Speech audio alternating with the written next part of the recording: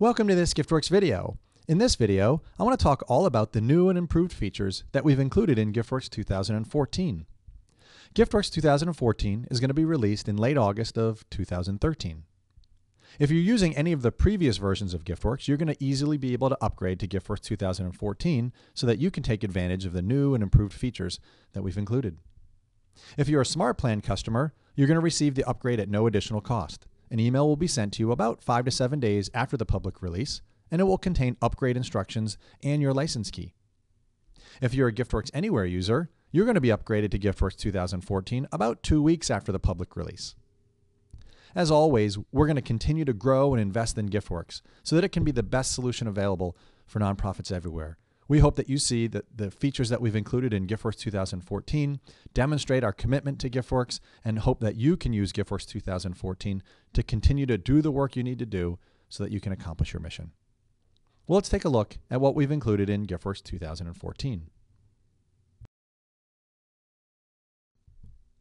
GiftWorks 2014 includes integration with First Giving, grant and membership tracking and management, MailChimp integration, the ability to add tasks to your Gmail, Hotmail, or Microsoft Outlook calendars, visual themes for improved readability, mailing letter categories, redesigned settings area, improved integration with our GiftWorks Events add-in, quick email for smart lists, the ability to post to your social networks, digital signing and encryption, smart lists and report improvements, recurring donations, search improvements, functional limits, and miscellaneous improvements. You'll also notice that the time is listed on the right-hand side, and if you'd like, you can fast forward to the time that's listed to be able to get right to the part of GiftWorks 2014 that you're interested in learning more about.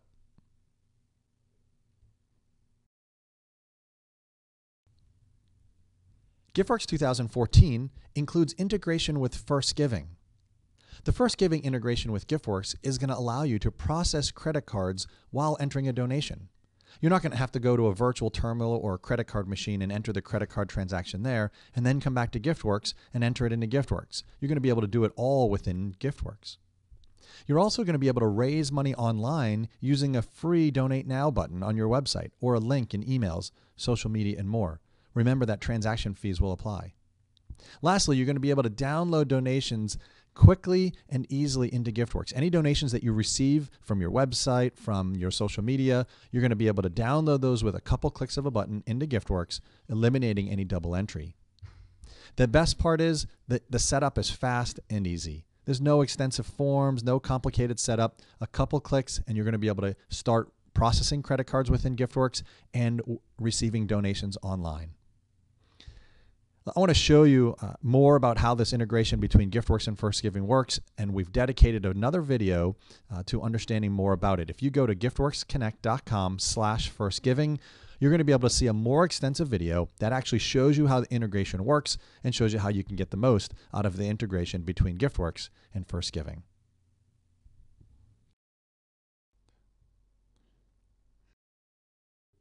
For many organizations that use GiftWorks to track their fundraising, much of their funding comes from incoming grants from corporations, from foundations, and so on. GiftWorks 2014 includes new features to be able to track those incoming grants, the dates that are associated with them and tasks that are necessary, the due dates and funding that comes with each of those grants. Let me show you how that works. Let's look at a foundation. Let's look at the Family Focus Foundation. And you'll see a new Grants tab for your donors. And there's a number of sections here under the Grants tab.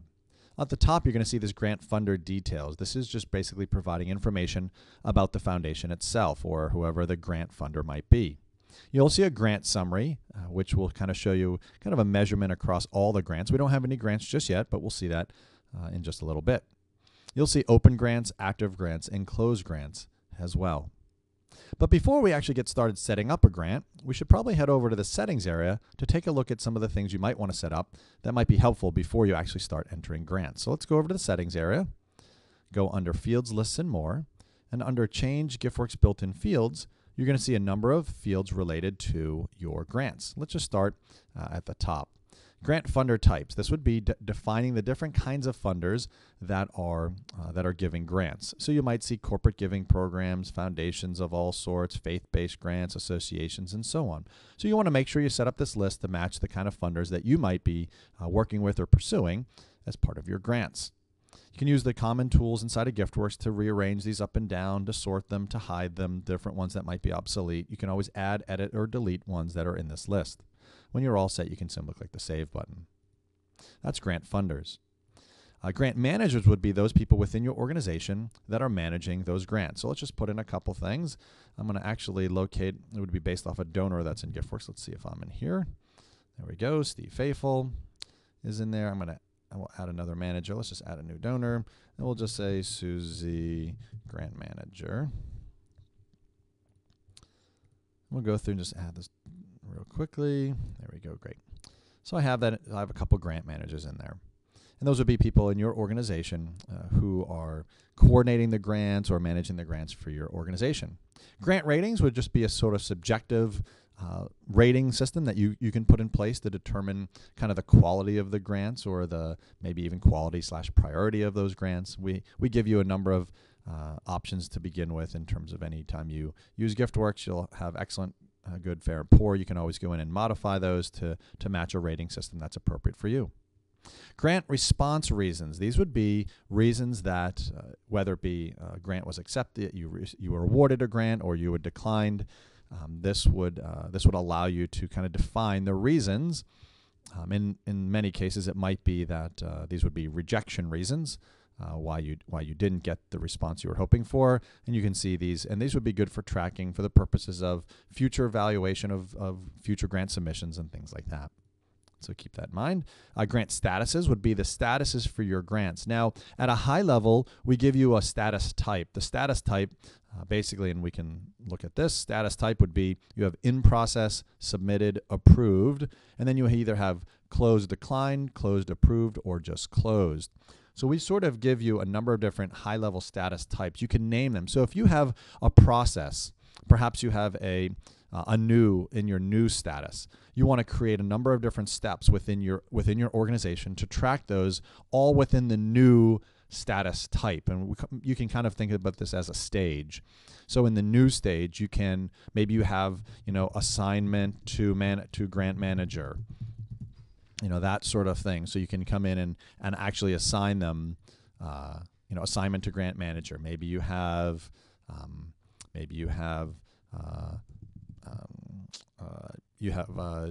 choice or choose grant writer, etc. So you can have a number of statuses, and all fitting within certain status types. So that allows you to kind of build out your statuses a little bit more full than you can with just the basic, new, in process, submitted, and so on. So keep that in mind in terms of setting up your statuses. So if you have the in process might be the, in the process of writing it, getting the grant prepped and things like that.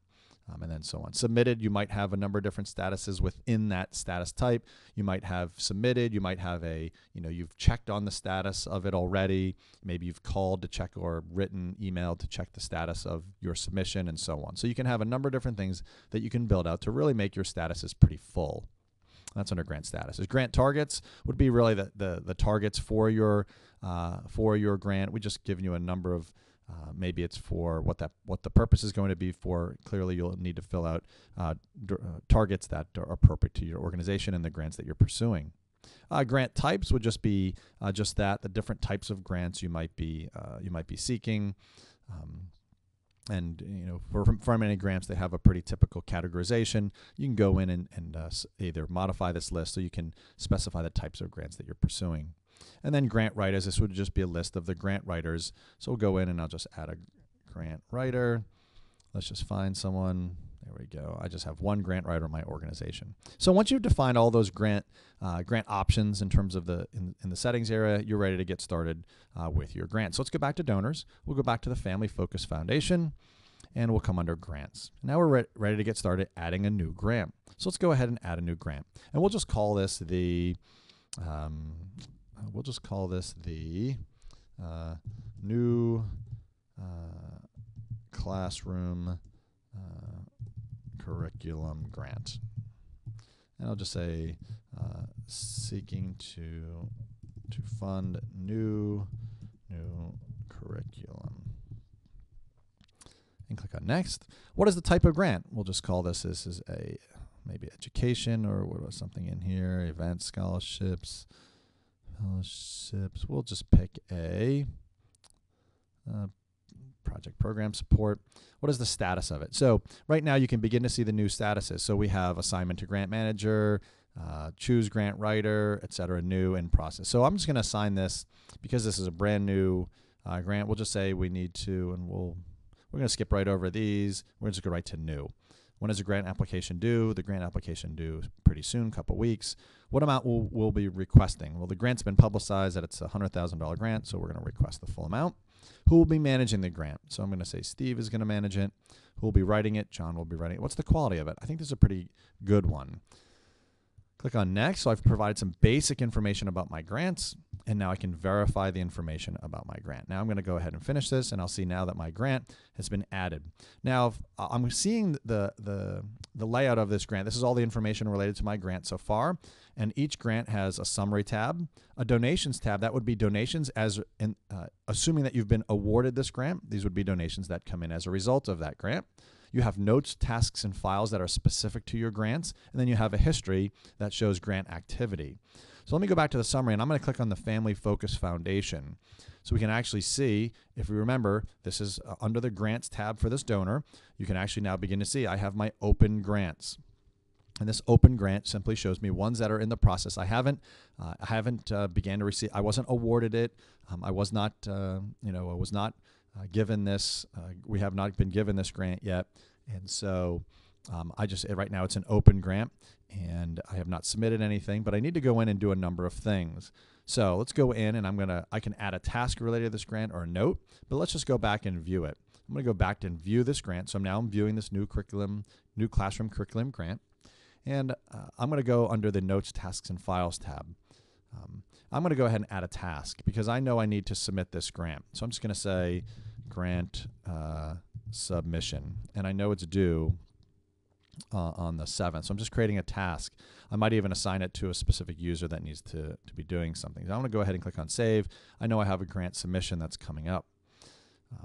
And back on the Summary tab, you can see a number of things that are going on with this. So you can see here's the due date for the grant, the submitted date, response date, etc. So there's a number of things that I need to be working on related to this grant. But I'm going to track a number of those things under my Notes, Tasks, and Files. Now I can go ahead and if I wanted to add a note to this, I could do that as well. I'll just say I just had a phone call. Had a good talk with John about writing this grant. He understands what we're trying to communicate in the grant application. Great, so I just have some notes that I'm taking about my grant. So you can see how I can begin to track tasks and notes associated with my grant. Now coming back to my grant, I can now begin to work with my grant in other ways. So I'm going to go ahead and edit this grant and see a number of things that I can be doing. So in this case, I can indicate, so perhaps we get to the point where the grant has been submitted. I'm going to go ahead and click on Submitted, and I'll say we submitted on the 31st. When do I expect to receive a response? Well, I expect to receive a response by the 7th. That's perhaps a little aggressive in real life, but I think you understand what we're trying to accomplish there. So I'm also going to change the status now to submitted. So now the grant has been submitted. I've given it a date, and now I'm kind of maybe begin this waiting period. Perhaps I might need to provide follow-up information and so on. But I am going to come over, and I'm going to just complete this task because I know the grant was submitted. I am going to add a new task. That's going to be grant follow-up. Just call to make sure they received the application. Click on Save. Now I know I need to be doing some grant follow-up soon. So we do some grant follow-up. Maybe it's a couple weeks later, a couple months later. I find out that I did call, and I find out that the grant was awarded. And so I come down to my grant status.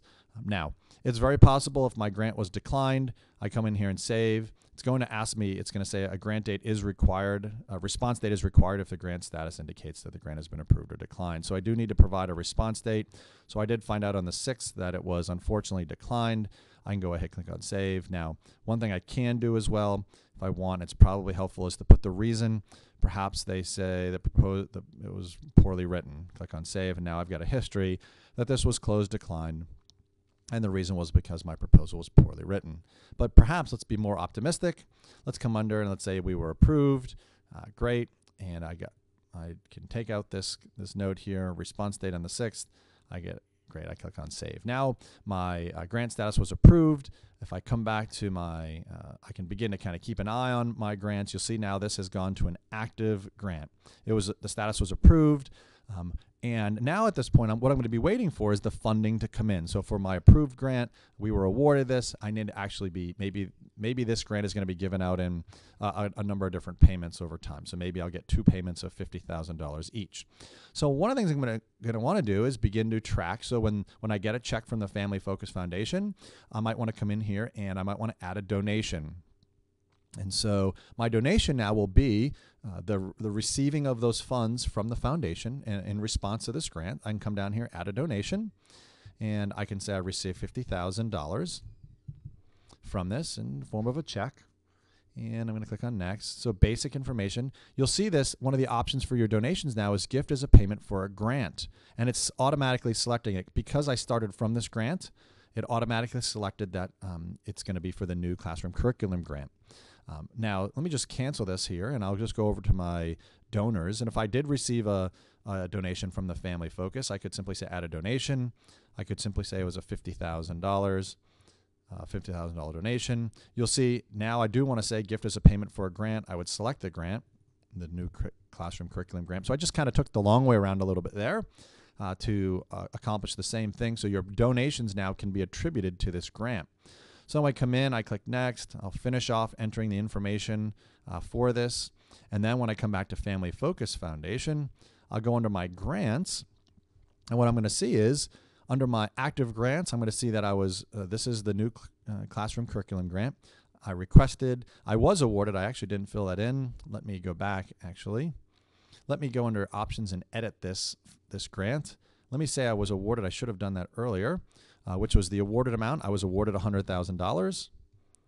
And click on save. You will see that I have, because we received that $50,000 donation, that that it indicates that we've received $50,000 so far. And I'll continue to wait for the other amount, the other half of this grant award to come in as well. So if I click under here, I can say add another donation. Let's say $50,000. Check. It's just telling me I have a duplicate, which I know. Gift is a payment for the grant. Click on finish, save it. And now I come back and I see that I was requested $100,000, awarded, and I received $100,000. So you can begin to see how, and you'll begin to also see how these metrics up here, this grant summary information is beginning to fill out as well. So you can begin to see just how the grants can be worked together and tracked within GiftWorks.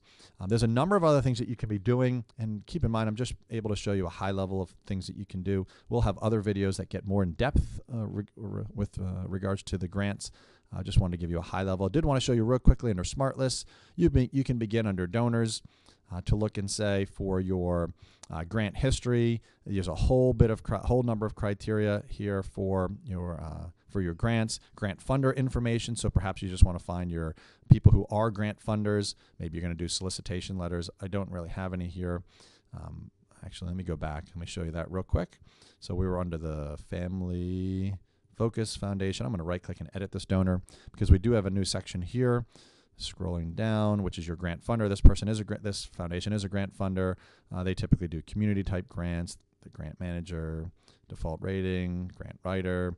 So there's some basic information you can provide about your grant funders as well. So if I do now go back to my Smart Lists, go under, I can have, like I said, if I look at everyone who's a grant funder, I should see the Family Focus Foundation.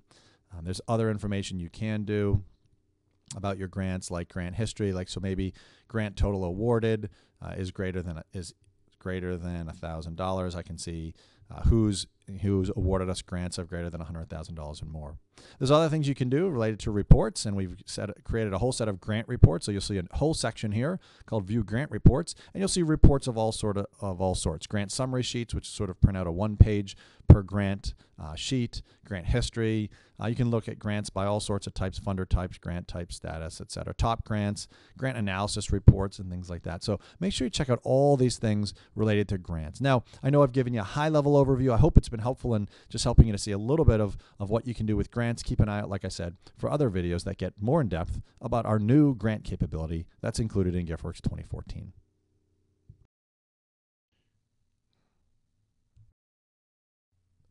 GiftWorks 2014 includes membership management that allows organizations that offer memberships to their constituents to track membership programs, membership levels, membership benefits, and the different memberships associated with your constituents. Let's take a quick look at what you can expect to find with the membership capabilities inside of GiftWorks 2014. Now, to get started looking at memberships, I'm going to head over to a donor. So let's go over to Olivia. And I'm going to go under the Memberships tab. It's a new tab for each of your donors. And you're going to see a number of fields at the top. You'll see this Membership Summary section, which kind of gives you an overview of all the memberships for Olivia. In this case, she doesn't have any yet, but we'll see some in just a couple minutes. Under Active Pending Memberships, that's where we'd see sort of just the active and pending memberships for Olivia. And then inactive memberships would be old memberships for Olivia. Now, you can click on the right-hand side to click Add a New Membership, or the left-hand side, which is Add a Membership here. Now, before we'd actually go and set up a membership for Olivia, I really want to go do, and it'd be helpful for you to set up some of the basic information around your membership programs and benefits and levels. So let's go over to the settings area, and under Fields, Lists, and More, under Change GiftWorks Built-in Fields, let's set up some of the basic things we need to set up for our memberships. So the first thing I want to verify is just our membership benefits. Now, some of you may offer memberships benefits like t-shirts, mugs, calendars, and other benefits that come with. Maybe it's pool admission, maybe it's admission to the weight room, maybe it's admission to something else, maybe it's a couple free passes, a dinner invitation. You might have other benefits that are associated with your membership programs. So I just defined some basic ones: t-shirt, mug, and calendar. You can go ahead and add a benefit at any point, including the cost of that benefit. You'll be able to do some cost analysis based on some of the memberships as well. So once you're all set that, you're now ready to get started setting up your membership programs. So I'm going to go into membership programs, and I'm going to add a new program. Now, some of you may have multiple programs. You may have different programs related to your organization. In this case, I'm just going to do this. I'll just say this is my, I'll just call this my museum membership. Museum memberships. And I'm going to pick a specific fund and a campaign and an appeal that this was a result of that these memberships should be associated with. So I have museum memberships. You might, like I said, you may have multiple programs, you may just have one program. But what I need to do now is manage the levels for that membership, for those museum memberships, because you may have individual levels within that membership program. So I'm going to go ahead and add let's say I have individual membership, and the dues are $100, and that's for a 1-year membership.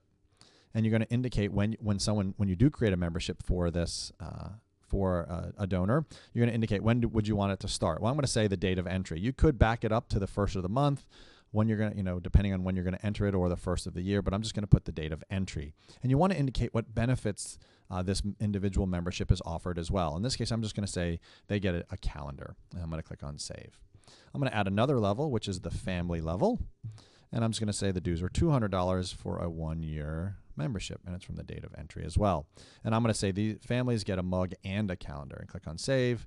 And now I'm all set. Now I've set up my levels related to my programs, return to my membership programs, and I can continue to add other programs if that would be necessary. And I can click on Save. So with the basic things, I've set up my benefits that I'm going to give as part of programs and the levels within there. And then the membership statuses. That's going to be something that you're going to have to define internally as well in terms of for your organization. We do give you 3 statuses to start with: active, pending, and inactive. You can create other statuses if you have a different set of statuses within an active. We do offer you 3 main types: active, pending, and inactive. Generally, most of you will probably just want to stay with this, but you can perhaps, if you have a multi-step process for your active memberships, maybe you have certain ones for pending and inactive as well. So, but let's go on and actually let's begin to work with our memberships. Let's go back to our donors, and we'll go back to, I think it was Olivia. Let's go under memberships, and now we're going to add a new membership. So I can come under new memberships, and I can begin to say for the museum membership, which level do I want to give her, an individual or a family? Well, I'll just keep her individual. It defaults the dues.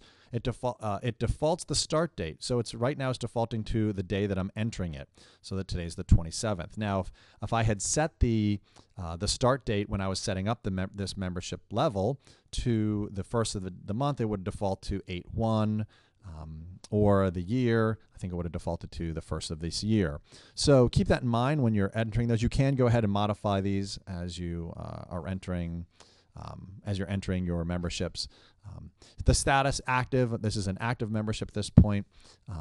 I can indicate simply when the benefits were sent. If I handed it to them, maybe they came up to my office, maybe they came to our front desk, and we gave them the benefits right there. We handed them a mug or a calendar in this case. I can do that as well. This is indicating when it's expiring. So based on the duration or the length of the membership that we define when we set up this membership level, it is expiring 1 year from now. Now, down here, we're going to specify the membership type. Is it a new, a renewal, an upgrade, or a downgrade? We're just going to keep it on new, and I can just say they came in and wanted to get a membership. They were referred from the Faithfuls. And click on Next. Now I have the basic information. I can simply verify that. Now I've added my new membership. Now I'm viewing my membership right here. If I needed to, I could go ahead and edit this membership. A couple of things you want to keep in mind. The dues, this is $100 dues. Now, there's an other dues paid option here, but I do want to show you how you can be tracking the dues for this membership. You have a couple choices. You can either add a donation for this membership. So let's say Olivia comes in, she wants a membership, she has a check in her hand, so I'm going to click on add a donation, and I'm going to put it's $100 payment. She pays by check.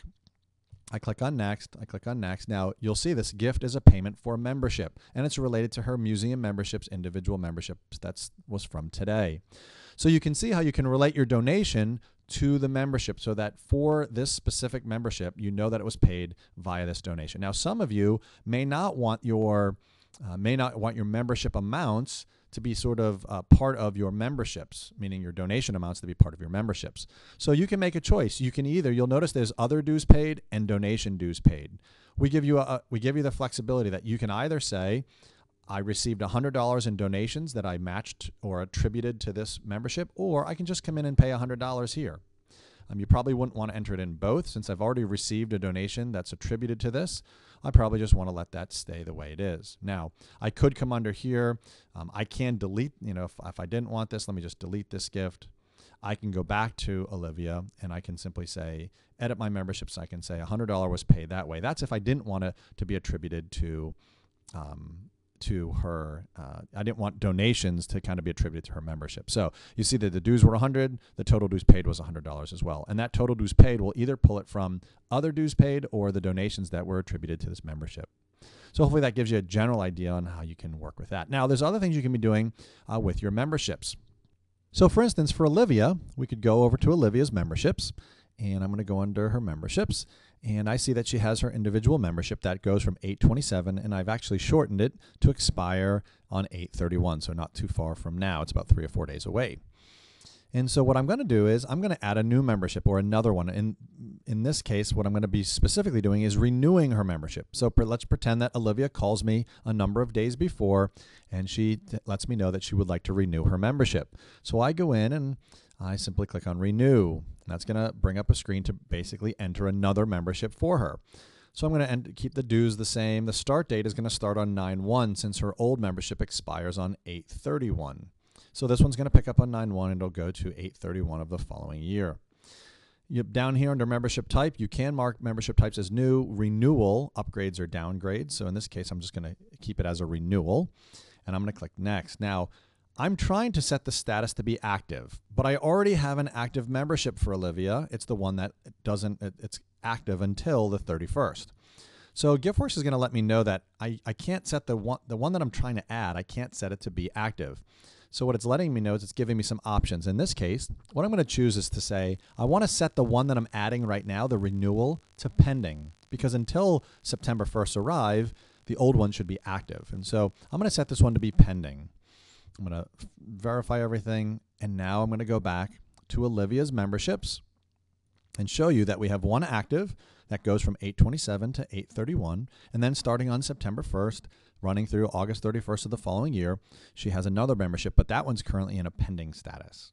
So you can imagine that you'll have a lot of members that have active memberships, and then perhaps pending ones that they've prepaid for, they've called you in advance, that you've sent out expiration letters in advance to say, hey, you're expiring at the end of this month, why don't you pay your membership now?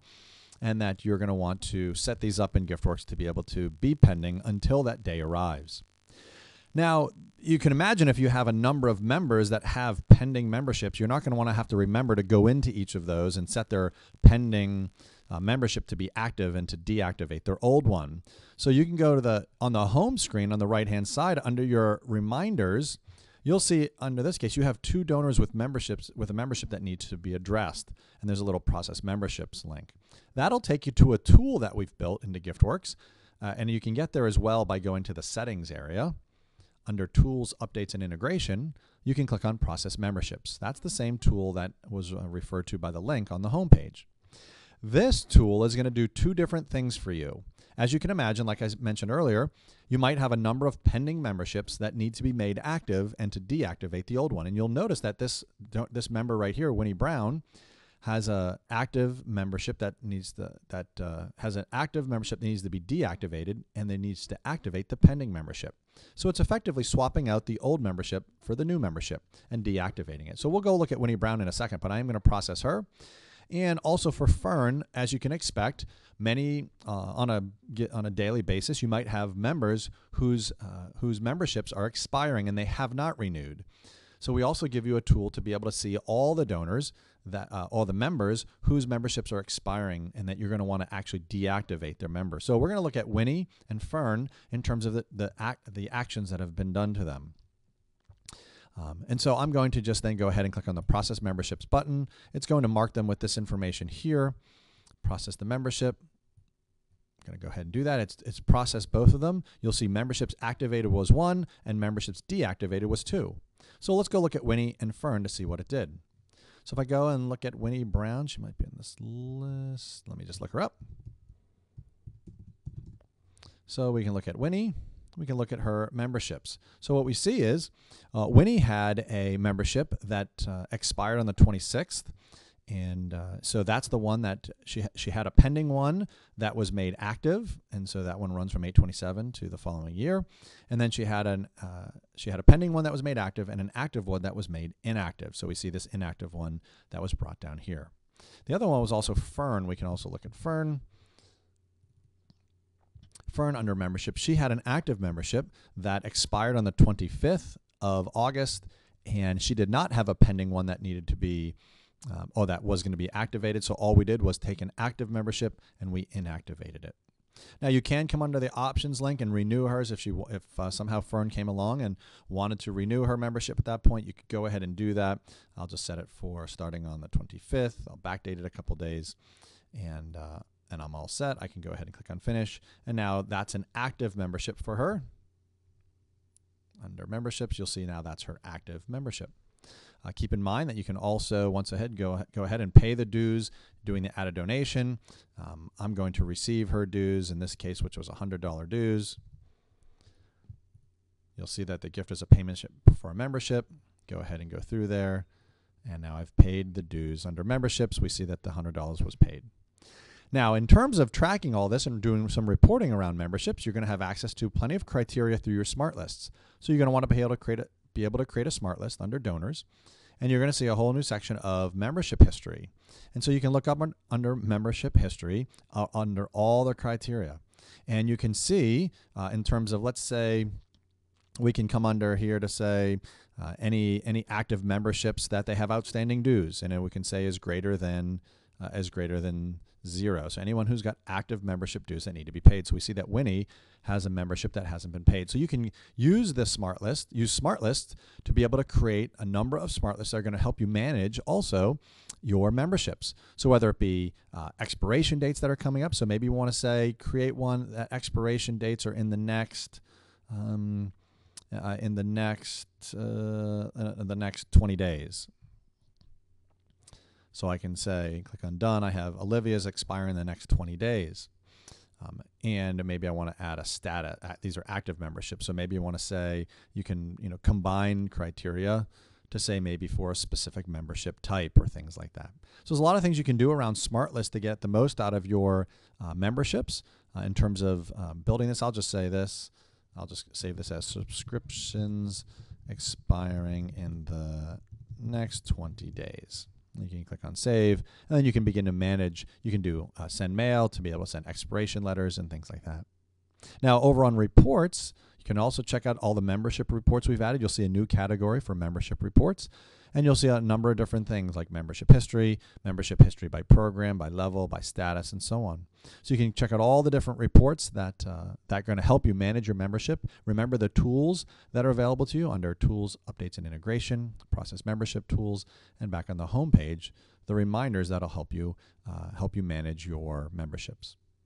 So in terms of memberships, we hope that helps you, especially those of you who have active memberships and want to be able to manage them using GiftWorks. We hope this functionality in GiftWorks 2014 will help.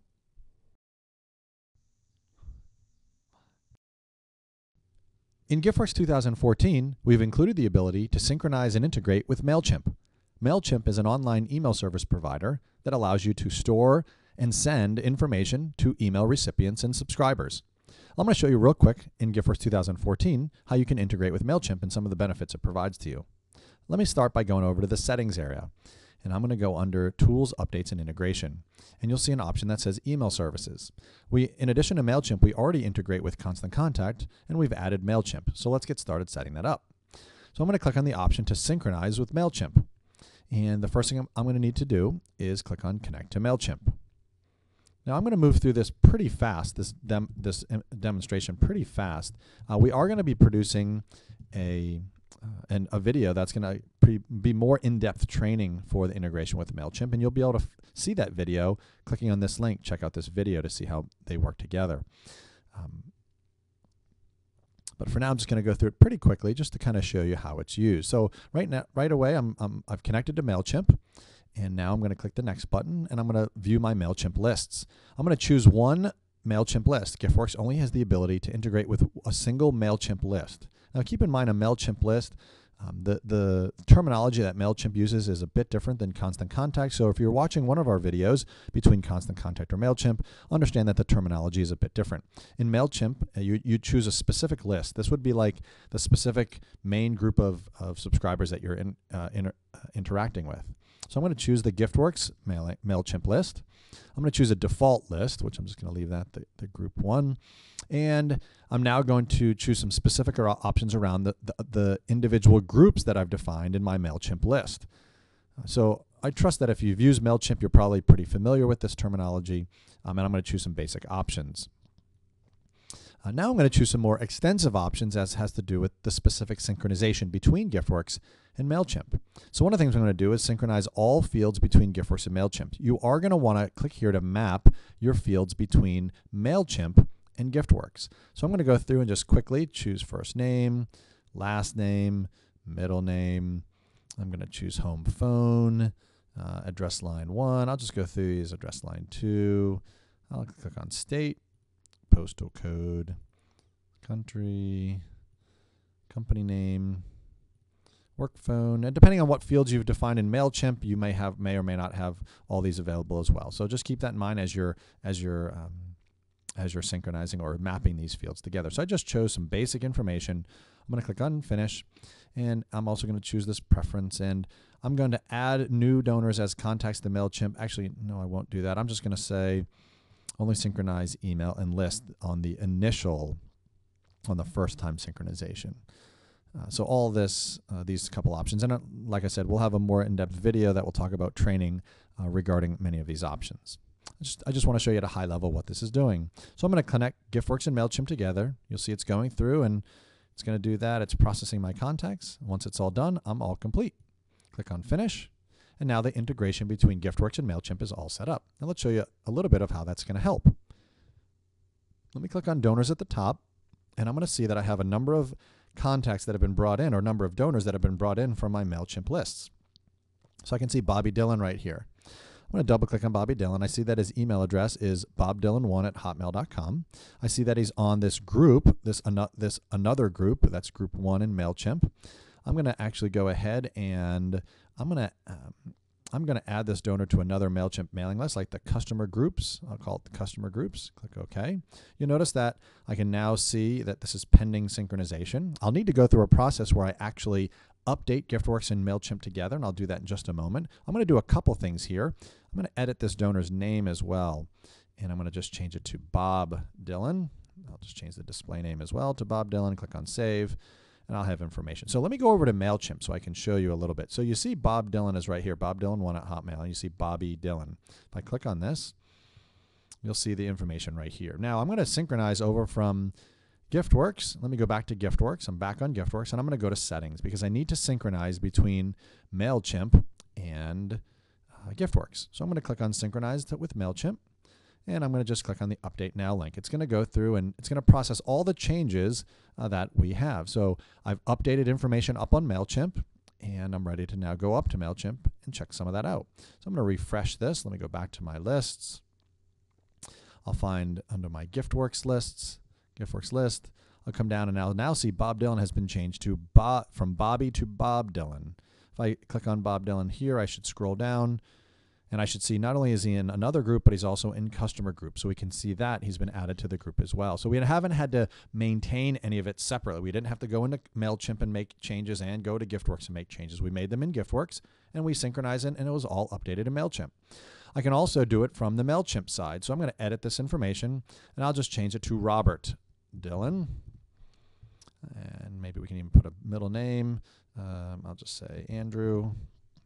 I'm going to scroll all the way down to my Save button, click on Save, and now I've updated some information there. Now I can also go, and I'm going to go back to GiftWorks, and I'm going to go to the Settings area, Tools, Updates, and Integration, and I'm going to go to my email services, MailChimp, and synchronize it again. Once I do that, I'm going to update now. It's going to go process all the information. And now my synchronization is complete. I can head back to GiftWorks. I'm going to come under Bob Dillon. I should see if everything went through. Now, there might be a delay here, but if I come under Edit Donor, you should be able to see that is now, Robert, did I misspell that over there? Oh, I did. I added a Y there, so I guess we see that came through properly. Robert Andrew Dillon, and we see that information came through okay. So you can see how you can change the information from MailChimp or from the GiftWorks side, and the information will be synchronized properly between the two. Should make it very easy. No more data entry on both. No more double entry.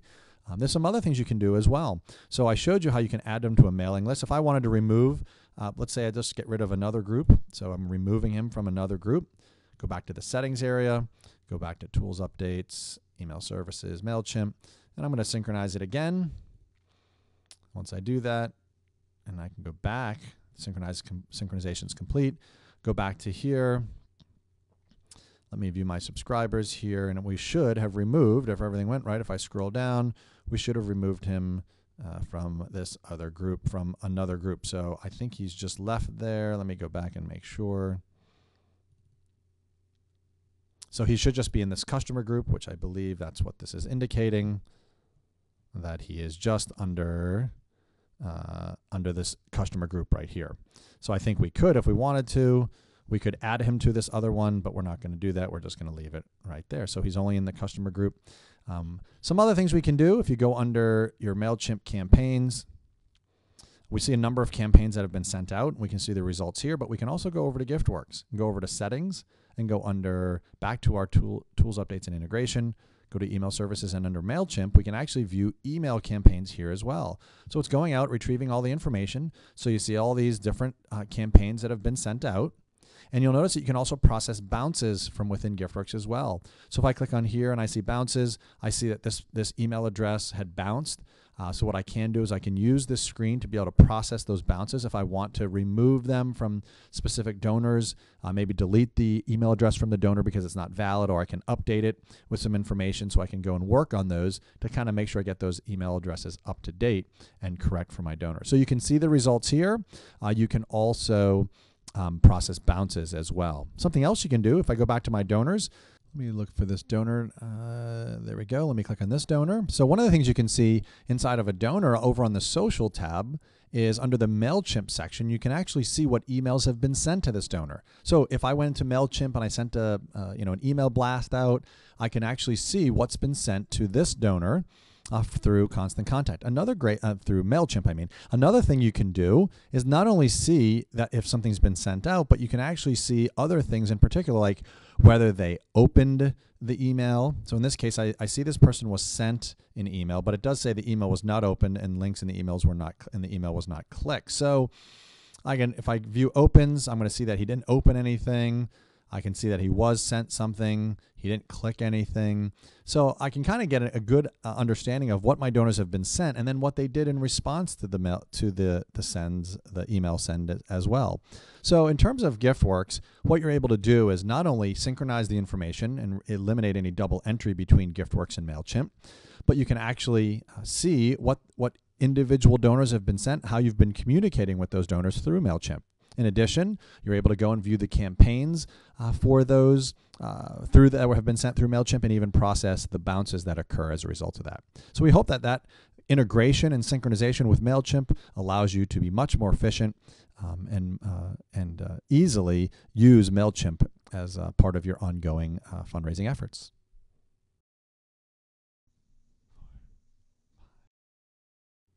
In GiftWorks, you've always been able to add tasks for yourself and tasks for donors to remind you to do important things like making a phone call, sending a follow-up letter, doing a visit, and so on. All the tasks have both dates and times associated with them to know when you specifically need to do the task. We also have a task calendar built right into GiftWorks, so you can kind of see a calendar of when certain things need to be done. But up till now, you haven't had a way to take those calendar items with you.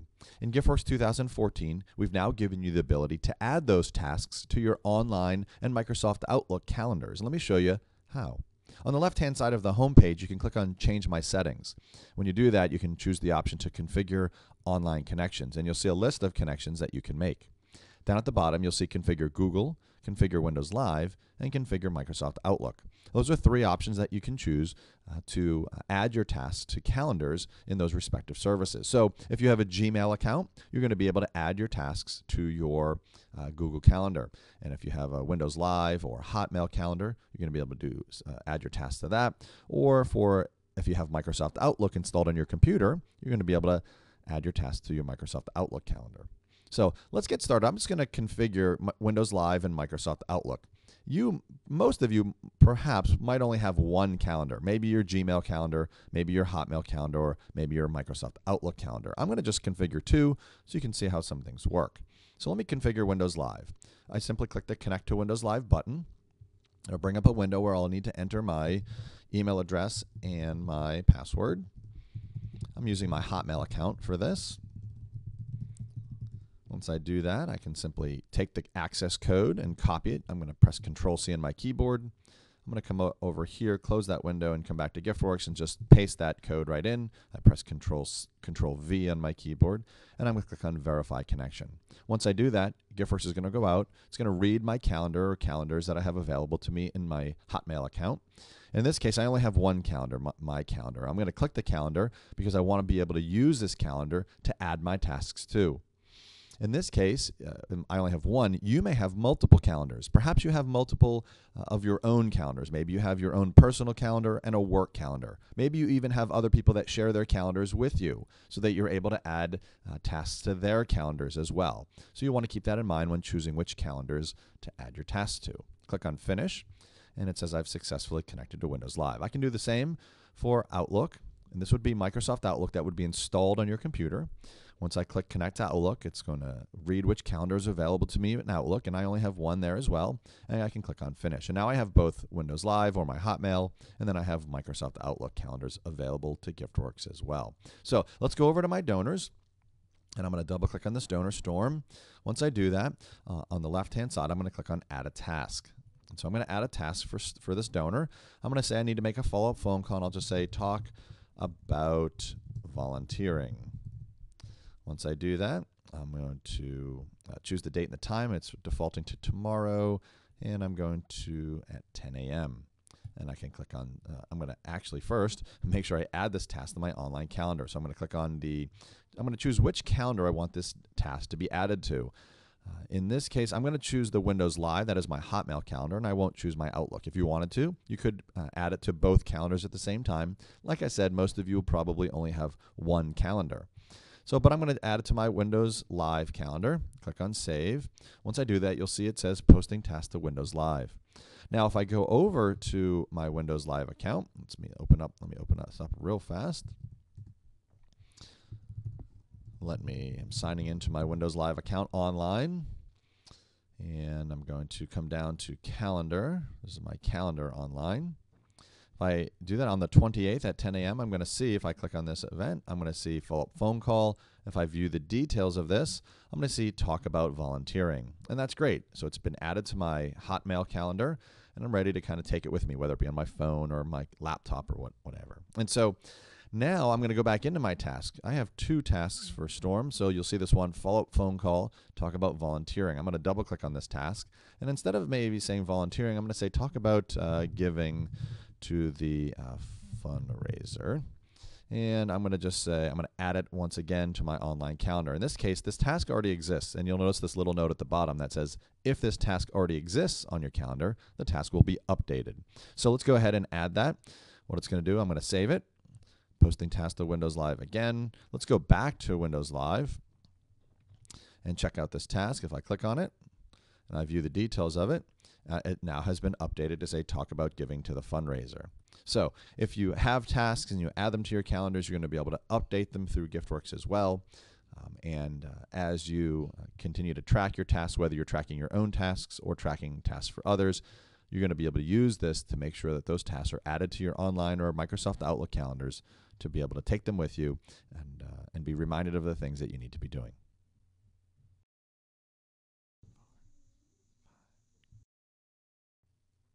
Through the years, we've heard from a number of GiftWorks users that the font and the screens that we use for GiftWorks were just a little bit too small. They were a little hard to read.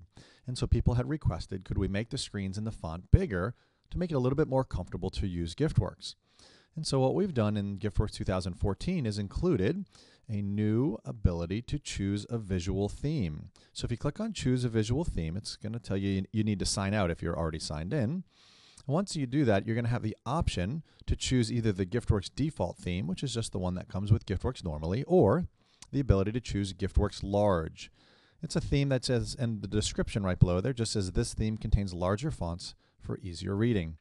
It does also say most areas of GiftWorks will incorporate the larger fonts and the larger display, but some areas of GiftWorks may not be able to display larger sized information. So keep that in mind as you go through GiftWorks, that not every area might be able to be using this or might be able to use this larger theme. So once you're all set with that, you can click on Set Theme, and then you're ready to sign back into GiftWorks. You may notice immediately that some of the fonts are a little bit bigger. Click OK. Once I do that, I'm going to go back to my donors dashboard so I can just show you how the list right here is a bit bigger. The menu on the left-hand side is a bit bigger. A number of the dialogues that we use will be a little bit bigger. So as you start entering information, you'll be able to see how things are just a little bit bigger. And for those of you who wanted a little bit bigger experience, meaning using a little larger fonts or bigger display, you should find it a little bit more comfortable using GiftWorks. Now going back, if you ever want to go back to the original theme, you can just click on the Help menu again, click on Choose a Visual Theme. It'll tell you need to sign out again, and then you can just go back to GiftWorks default, click on Set Theme, and now everything will return to its pretty normal size, meaning a little bit smaller. And for those of you who find that pretty comfortable, we hope that either choice, whether it be the GiftWorks default or the GiftWorks larger theme, will be comfortable for you. In the future, we'll also include other themes. We're not sure exactly of the different kinds of themes we may include, but they may include different colors, different icons, different fonts, and so on. So keep an eye out for those in the future.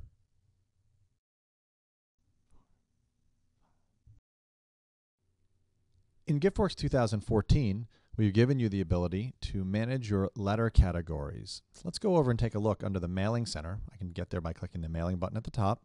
And on the left-hand side, click on Manage Letter Library. When I do that, I'm going to see that things have changed a little bit in terms of how the letters are organized. In previous versions of GiftWorks, letters were organized by the type of letter that they were used for. So we had donor letters, donation letters, pledge letters and receipts. And we used to categorize the letters in that way as well. In GiftWorks 2014, we wanted to improve the ability to categorize those letters, and we've given you the ability now to create your own categories to be able to manage how your letters are stored. So on the left-hand side, if you wanted to, right now I see welcome letters, thank you letters, receipts, uncategorized, and down at the bottom I see archived letters. So those are some categories that I've created. If I wanted to manage those categories, I could click the Manage Letter Categories on the left-hand side. I could also find this going through the settings area of GiftWorks, but I'm going to click on Manage Letter Categories. Once I do that, I'm going to see the different categories that are represented here. So if I wanted to add a new category, I can just click the Add button at the top, and I'll just call these solicitation letters. And I'm going to actually move that up to the top as well. I want those to be my top letters. Once I click on Save, I'm back at my letter library, and I'll see that I now have solicitation letters at the top. If I wanted to, I can scroll down to, let's say, my uncategorized letters. I have a basic solicitation letter and another solicitation letter. So I'm going to click on this one, and I'm actually going to click on under the Options button, click on Change Letter Category. And I'm going to move this up to my solicitation letters and click Next. So now if I look back up at the top, under my solicitation letters, I have a basic solicitation letter. If I scroll back down, I can grab this other one, click on Options, Change Letter Category, change that to solicitation letters, and then now I have two underneath my solicitation letters. If I wanted to add a new one to this category, I can simply click on Add, choose the kind of letter that I'm going to be sending. So it's whether it's a letter intended to be sent to donors or a letter to be sent in response to a donation or a pledge or a plain receipt.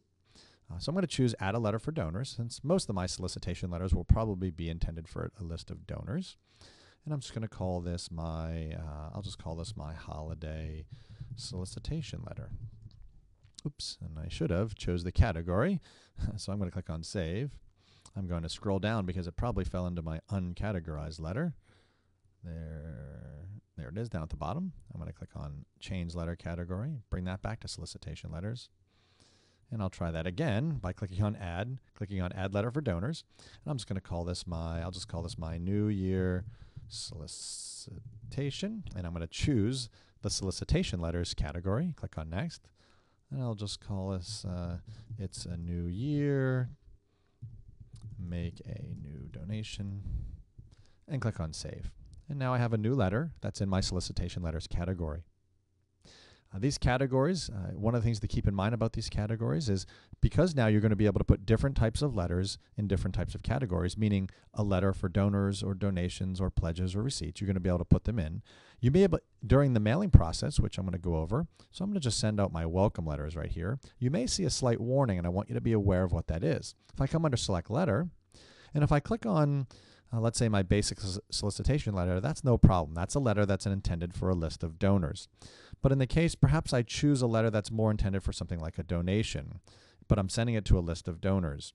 The intent of the letter is typically, if it's designated as a donation letter, it's typically sent in response to a specific donation. So like something like a traditional thank you letter for a specific donation or not. You'll actually see certain fields highlighted in red, and you'll see a warning message up here in red as well that says this letter has fields that do not match the mailing list type. What it's basically saying is that you're choosing for a donor mailing, meaning a letter that's a mailing that's intended to be sent to donors. You're choosing a letter that has fields that are specific to a donation or to be sent for a donation. So you may notice a slight mismatch. And the only thing I want to make sure you're aware of is if you go and use this letter for this mailing, that field just may not fill in. And so keep that in mind as you're sending out and as you're choosing the different letters to use to send. So even though we've given you the organization to be able to, or the categories to be able to organize your letters differently, it may cause you a little bit confusion if you choose a kind of letter that is not appropriate for the kind of mailing that you're doing. So if you're ever producing a mailing and some of the fields don't fill in, it's probably because you chose a letter that has some fields that aren't specifically intended for the kind of mailing that you're sending out. So you're able to create categories. In those categories, you're able to put different letters of different types in those categories to keep them organized. It's also helpful for those of you who have archived letters and you don't want to be using those letters anymore. Instead of deleting those letters, you can simply create a category called archived letters and store them in there. Let me go back to the letter library as well. If I go back to the letter library on the left-hand side, you can also hide a letter category. So if I don't want to see this anymore, perhaps I don't want to see my archived anymore, I can simply hide it. Once I do that, I can click on done. If I go back to send a mailing, and I go to my select letter, and if I scroll down, you will not see that archived anymore. So as you're using and managing your letters, hopefully those new categories will allow you to keep your letters very well organized and then be able to use them in ways that are helpful for sending out and tracking all your communications.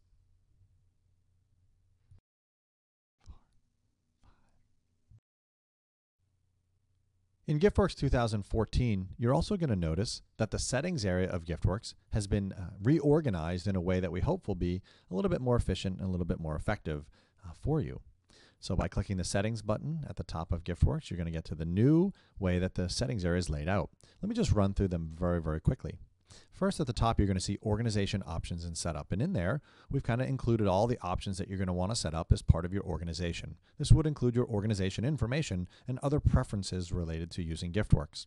So under organization information, you're going to find some of the basic contact information for your organization, including your mission statement. Going down under organization preferences, you're going to see a whole bunch of new preferences that are available to you. Some of these preferences existed, like your fiscal starting month and day, and whether or not your organization wants to allow $0 donations. But you're also going to find some other limits. These are some other limits that limit the amount of rows or records that show up on different sort of lists and different processes within GiftWorks. So check these out in terms of setting up your own organizational preferences. At the bottom, you also see some SmartList default templates, which there's another part of this video that will talk a little bit more about that new functionality. And that you'll find under Organization Preferences. You can change default values for your donors and donations, which were options that existed in previous versions as well. The ability to configure your GiftWorks file storage, and whether or not to allow smart updates when other users are in GiftWorks. So these are some basic organization preferences and setup that you should get started with when you first start using GiftWorks. Under Fields, Lists, and More, this is where we've sort of consolidated a lot of the built-in fields for GiftWorks. So this is where you'd manage all your things like campaigns and categories and statuses and so on. You'll see most of the options that we include in GiftWorks that you can customize right here. We've also consolidated things like donor groups, setting up honorarium memorials. We've also brought those under here as well. So this is where you'll find a lot of that set up for GiftWorks. This is where you can also set up custom fields for both your donors and your donations, and the ability to customize fields as part of the Add a Donor process as well. So check those out in terms of under Fields, Lists, and More. Financial accounting includes many of the options that it did in the past, which includes setting up your accounts and funds, setting up your basic receipt options, configuring GiftWorks to work with QuickBooks, and more. Under security and auditing, this is where you're going to see things like setting up some of the security levels that you would include that you have access to. For GiftWorks Standard, you can either set or change the administrative password. For GiftWorks Premium, Pro, and Anywhere, that's where you can set up your users and your passwords and the ability to control what they can do within GiftWorks. You can also view and manage your GiftWorks history here. This is where you can see a pretty comprehensive auditing history for what different people and different users in GiftWorks are doing. And that's under security and auditing. Under tools, updates, and integration, this is where you're going to see a number of things that we've given you access to, which includes things like First Giving integration, setting up your email services, which is for Constant Contact and MailChimp, our donor address validation tool, which was in previous versions of GiftWorks, the ability to run a smart update, which is like a global or batch update, finding duplicate donors and merge donor tools, and then some other process membership capabilities, which is part of our new membership tracking capability, and then the ability to transfer donations between donors. And you can find all that under Tools, Updates, and Integration. Then we have importing, exporting, and data management. And that includes things like importing information into GiftWorks from an Excel file, a text file, and Access database, using something called Smart Entry Pages, which is like bulk or batch editing, batch entry into GiftWorks. And then we have export tools as well. And then we have other things like managing your GiftWorks database, making sure you always have a good, safe, and secure backup of your GiftWorks information. And then other advanced tools like deleting information from your GiftWorks database, and then also a checkup tool to make sure everything's running smooth within GiftWorks. And you can find all that under importing, exporting, and data management. There's other options that come if you have GiftWorks volunteers or GiftWorks events. But in terms of setting up or configuring or relaying out the settings area, we hope that you find it a little bit more efficient, a little bit more effective at finding and setting up the things you need to set up in GiftWorks to make sure GiftWorks matches how you use GiftWorks.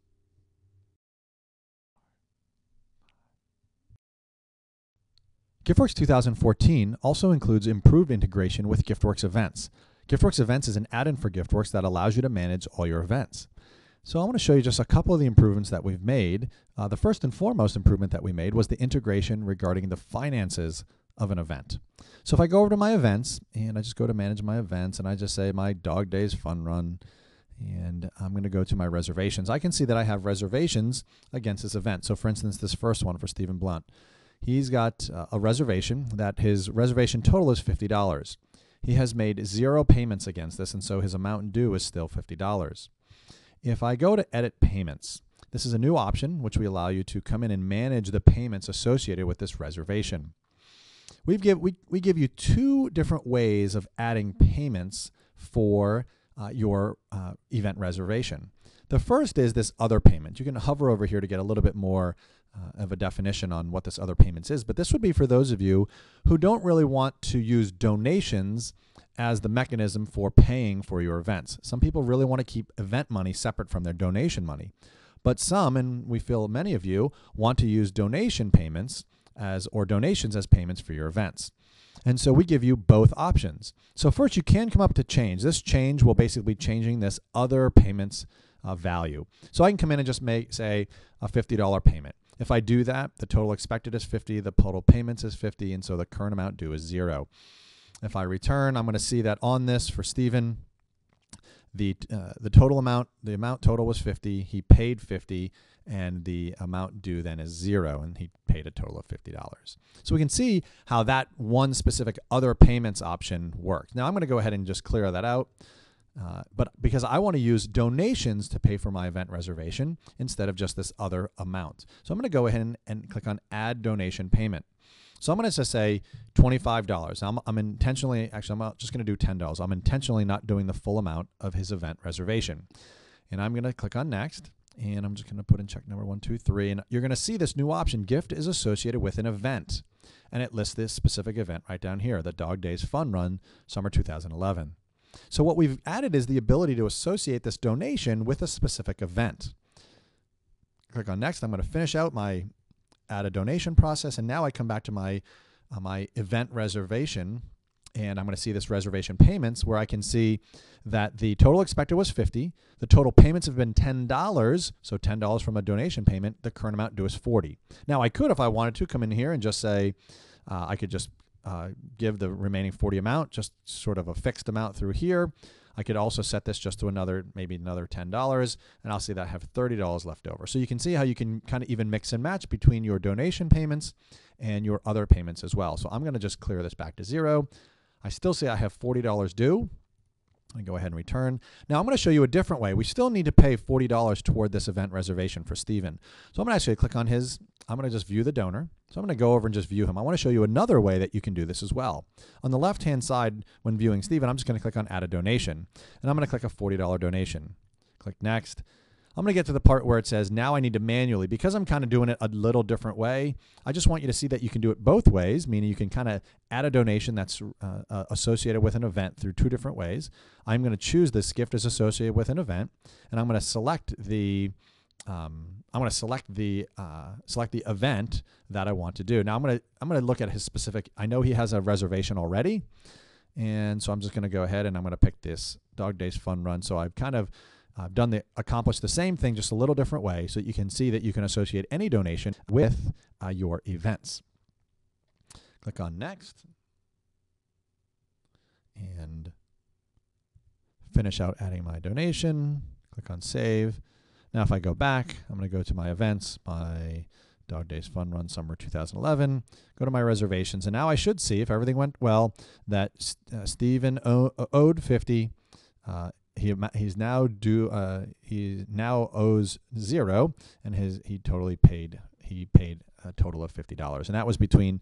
If I want to view the individual payments, I can see that he made a $40 donation and a $10 donation that both have satisfied the full amount due for his event reservation. So in addition to tracking payments, that is donations that are payments for a reservation, you can now also just associate donations with an event without being a payment for a reservation. So let's go back to our donors, and I'm going to right-click on Stephen again, and let's just pretend Stephen came to the event. He paid for his reservation, but he also felt generous and he wanted to give another $200 gift. That was as a result of that, or kind of it occurred at that event. So you want to make sure you give credit to that event. So I'm going to go ahead and click on Add a Donation. I'm just going to say it's a $200 gift. Click on Next and put a check number, and I'm going to say this gift is associated with an event, and it says select an event or an event reservation for this donation. So I'm going to go ahead and just say this is an event donation. It's not a reservation payment. It's just a donation that's associated with this event. So I'm just going to type in dog days and find this. Now I see that gift is now associated with this event. I can go through, finish up my donation, click on Save, and if I scroll down, I'll actually see under Donation Associations, this donation is associated with the following event. If I click on this to go back to the event, and if I scroll down, I'm going to see that a number of donations have come in. As a result, you'll see this donations income. So it's the donations that have resulted from this event as well. Now, in addition to all this, in addition to all the integration between donations and reservations, donations and events, we've improved the smart list capabilities of being able to track all this as well. So if I create a smart list, click on donors, scroll down, and I can go under or click on the category, go down to event financials. I can see a number of things like donation amount for events.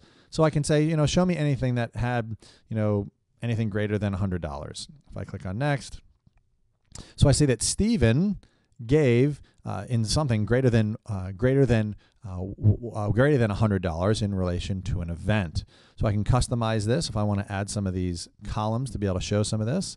I can scroll down onto my events. I'll get there eventually. There we go. So I can begin to see a number of the events. Let me just scroll down here. Number of the event fields that are available. I'm going to scroll down and let's see event donations money. So I'm going to actually see, if I scroll across, I'm going to see that Stephen gave $200 in terms of event money, or money that was as a result of an event. I can also customize this to get additional information. If I scroll down, I should be able to do, in addition to that, I can also see the event reservations money as well. So I can click OK, and now I can see Stephen's $50 event reservation money, and I can see his $200 event money. So you can begin to see how you can track not only much more clearly the donations that were a result of an event, the donations that are used as payment for reservations, and so on. Be sure you check out some of the other smart list criteria enhancements we've made, and also some improvements to reports related to GiftWorks events. But I wanted to show you one final thing related to the improved integration between GiftWorks and GiftWorks events. And that is, if I double click a donor, and on the left-hand side, I'll see this add to an event. And you can add a donor to an event as a participant, or add a reservation for that donor right here. So it's a little bit quicker, a little bit easier. I can simply add them as a participant, show all my events, and I'll just say add them to my dog days events as an attendee, and I can quickly, easily add them as a participant to this event. I can also go back if I wanted to. I can also, on the left-hand side, add to an event. I can add a reservation, and if I wanted to add a reservation for this dog days events, I can do that as well. I can simply add an activity, choose an activity, say a sponsorship, click finish, click save, and now I've done that as well. So I can quickly and easily add donors as participants, or add a reservation for an event right from when looking at a donor. So we hope this improved integration between GiftWorks events and GiftWorks helps GiftWorks events to be even more powerful for you.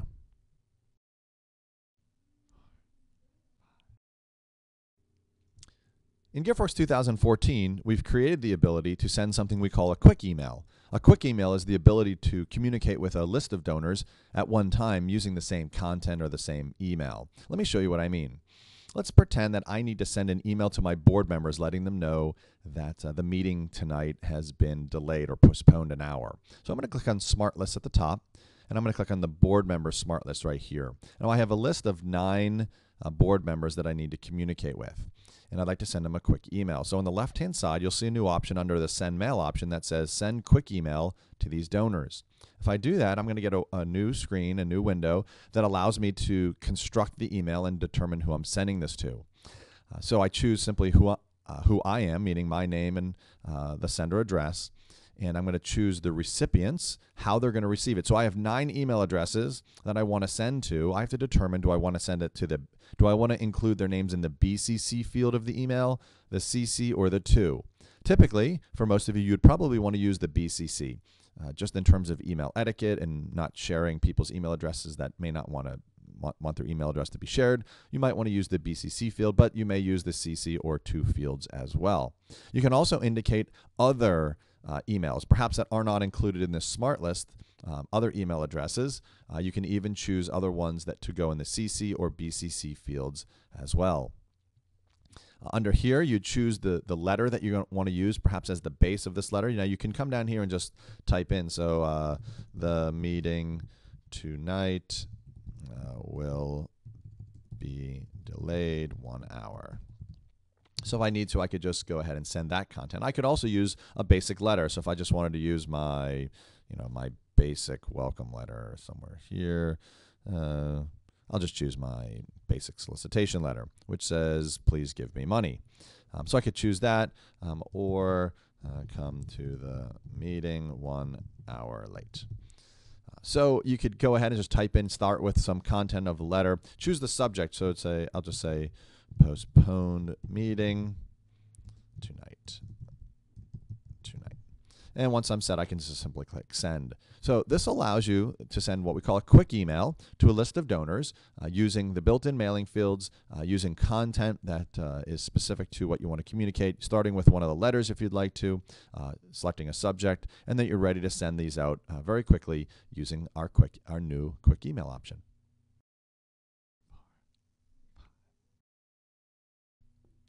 In previous versions of GiftWorks, we gave you the ability to connect to Facebook, Twitter, and LinkedIn right within GiftWorks to be able to do things like seeing your social news feed, being able to see donor profiles on the social networks, to be able to even communicate with those donors through the social networks. Well, in GiftWorks 2014, we've added the ability to be able to post to your own social networks through GiftWorks as well. Well, let's get started. Let me show you real quick how you can do that. First, I'm going to go in and change my settings and configure my online connections. And I need to configure at least Facebook, Twitter, or LinkedIn. I'll just go ahead and configure 2 of them. I'm going to connect to Facebook. And I'm just going to put in my Facebook credentials. Once I do that, I'm going to get back a big long code. I'll need to copy and paste that right over into GiftWorks. Once I do that, I can click on Finish, and I've successfully connected to Facebook. And I'm going to go ahead and connect to Twitter as well. Let's see if I can do this really easily. So it's allowing me to see if I can connect to Twitter. There we go. Just get the number. Go ahead and paste that into GiftWorks. Now, once I've done that, I should come back and tell me I've successfully connected to Twitter as well. So now I'm connected to Facebook, Twitter. I could do the same for LinkedIn as well. Now, back on the home page of GiftWorks, you can see a new option that says post a social message. Post a social message. I could change my settings. I'm sorry. I'm also going to customize this home page as well. I'm going to include my social news feed just so we can see that as well.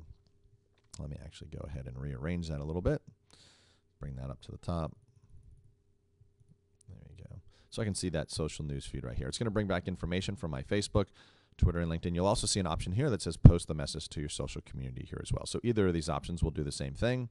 So this right here is showing you your own social news feed. It's showing you your own organization's Facebook wall and the different messages that are coming through. It would show tweets that, in this case, I see GiftWorks tweets and so on. But now I want to send a message outbound, meaning I want to send a message and post it to my Twitter and to my Facebook at the same time. So I'm going to click on Post a Social Message. Once I do that, I'm going to see that I have both options, Twitter and Facebook here, that I can post to. Those are the 2 options that I set up under my social connections. And so I can go ahead and type a message. I can type a message that just says, "Good morning, everyone."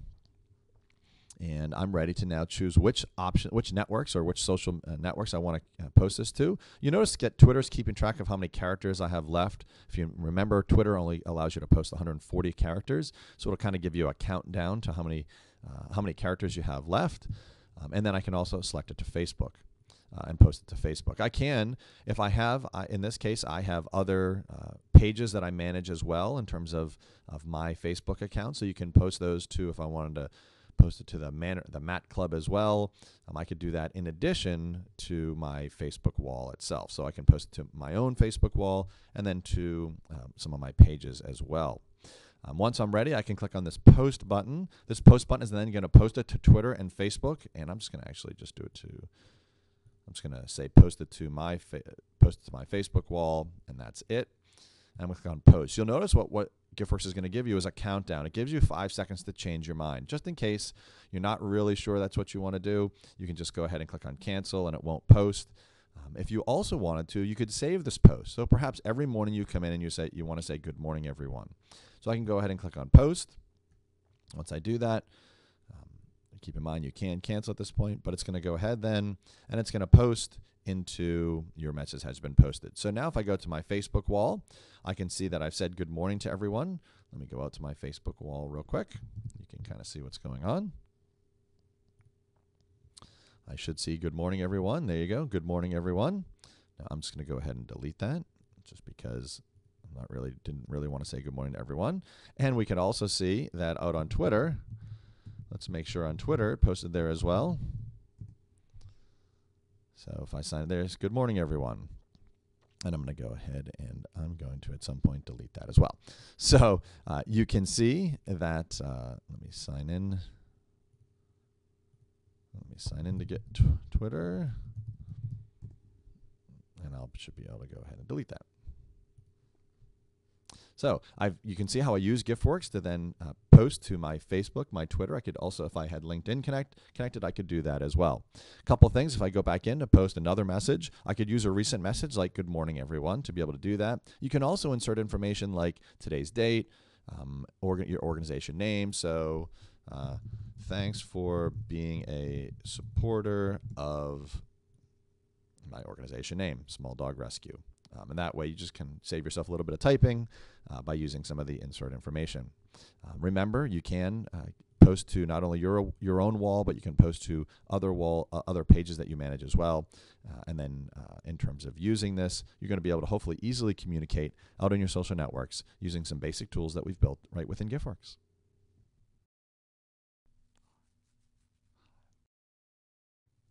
GiftWorks 2014 includes the ability to email digitally signed and encrypted PDF documents from the Mailing Center in GiftWorks. This is especially helpful for our Canadian customers who use GiftWorks to send receipts to their donors. The Canada Revenue Agency requires that any PDF documents going out that contain receipt information be both digitally signed and encrypted to prevent anyone from altering those receipts. It can be helpful for others who are looking to send out digitally signed and encrypted documents. It could be any sort of documents from within GiftWorks. So let's take a look at how that works. Now there are 2 requirements for sending out digitally signed and encrypted documents from GiftWorks. The first is that you must be using either GiftWorks Premium, GiftWorks Pro, or GiftWorks Anywhere. GiftWorks Standard does not include this capability, so you'll need to make sure you're on one of those editions of GiftWorks. The second thing that you're going to require that we require is that you're going to have a digital signing certificate. That digital signing certificate is a certificate that guarantees or certifies that you are who you say you are, and that when you send it, that people are going to be able to trust that it's from you. That signing certificate you can get from companies like VeriSign, GoDaddy, Thought, and other digital signing authorities. So let's get started and see how this works. So if I'm in the Mailing Center and I want to send out my receipts, I just click on my receipts and get started with the process. You'll need to make sure that you've set up your email. So I've done that right here, setting up my email server settings, and I'm ready to get started. So the next thing is I'm going to choose the options that says the letter is attached to the email as a PDF and in the body of the email. Now I'm going to, just for even more safety's sake, I'm just going to, letter is attached as an email to the email as a PDF. And I'll just say, attached, please find your receipt. And I'm going to choose the options to digitally sign it. If I digitally sign it, it's going to ask me to choose where my digital certificate is, ask me to choose the specific digital certificate that I'm using. And I'm using one that's installed on my computer called GiftWorks. I can even test it if I want, to run a quick test on a PDF if I wanted to. I'm going to also choose that I want to encrypt it, and I need to choose an encryption password. So I'm just going to choose the word password, which is not a recommended password, but just for the sake of this demo, you understand what I'm trying to get at. So one thing to keep in mind is this note right here. For recipients to open this PDF, they will need to know the encryption password. So you'll need to communicate this encryption password to the recipients of your receipt in some way. So keep that in mind. So I'm digitally signing it using the certificate that's called GiftWorks, and I'm encrypting it with this password. I'm going to click on Next. And when I do that, I'm just going to uncheck a whole bunch, and I'm just going to check off one. Let's see if I can find one that I can send to. I'll just do this one right here. Click on Next, and I'm going to choose the one. I'll just leave this basic receipt there. Click on Generate Mail. Now I'm going to send a test email. I'm going to go ahead and send it to myself.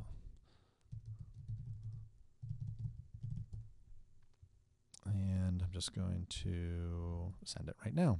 It's going to go ahead and send it. Should come back and tell me that it's sent okay. There we go. Check my account. So I'm going to go ahead and check my Outlook account to see. There we go. So I see this email that was sent from the Small Dog Rescue. It's the special gift receipt. And I'm going to go ahead and download this. And I'm going to try to open it. So it's asking me for a password, which is a good start. And I'm going to then, great. It's going to ask me for a list of trusted certificates. And then I'm going to go ahead and I'm going to view this, let it load. It's going ahead and it's downloading it right now, all the things that it needs to do. And I'm going to go ahead and scroll up. I am going to view it, the security, and I'm going to actually go through there, digital signatures, and I'm going to see that it was signed by GiftWorks. Great. So I'm going to go right click on it. I'm going to validate the signature. Signature properties. Great. Show the signer certificate. I see that it was signed by GiftWorks, which is a GoDaddy certificate. Great. I'm going to validate it. And I'm going to close this, and now it was signed by GiftWorks. And I can see that, that it was signed at a specific day and a specific time. So I see that it was both encrypted and it was digitally signed. So in terms of sending out your documents that are both encrypted and digitally signed, you can do that right from within GiftWorks, and you're just going to need a digital signing certificate, and you're going to need to install that on your computer. You'll need to have GiftWorks Premium, Pro, or Anywhere to be able to do that. But then especially, like I said, for our Canadian customers who use GiftWorks, to be able to send it encrypted and digitally signed, which is a requirement for you. Those capabilities should be help you comply with the Canada Revenue Agency requirements, and it also can be helpful for those of you also who want to send out documents that are both digitally signed and encrypted.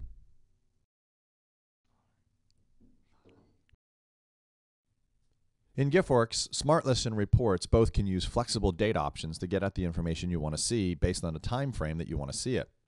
In GiftWorks 2014, we've improved that ability to give you even more flexible date options. Let me show you what I mean. Let's go over to Reports, and let's view a donation report, and let's look at, let's say, donation history. Under the donation history report, you'll see that I have a date range for the donations that I'm trying to target, and right now it says the last 12 months. Keep in mind this is dynamic, so whenever I pull up this report, it's going to always show me the last 12 months regardless of when I'm running the report. These dates right here are just for display purposes to kind of let you know what the dates it right now is considering. And we've always had other options like show me the current week, you know, the ones just from today, and so on. We've even had things like the last 7 days, the last 30 days, and so on.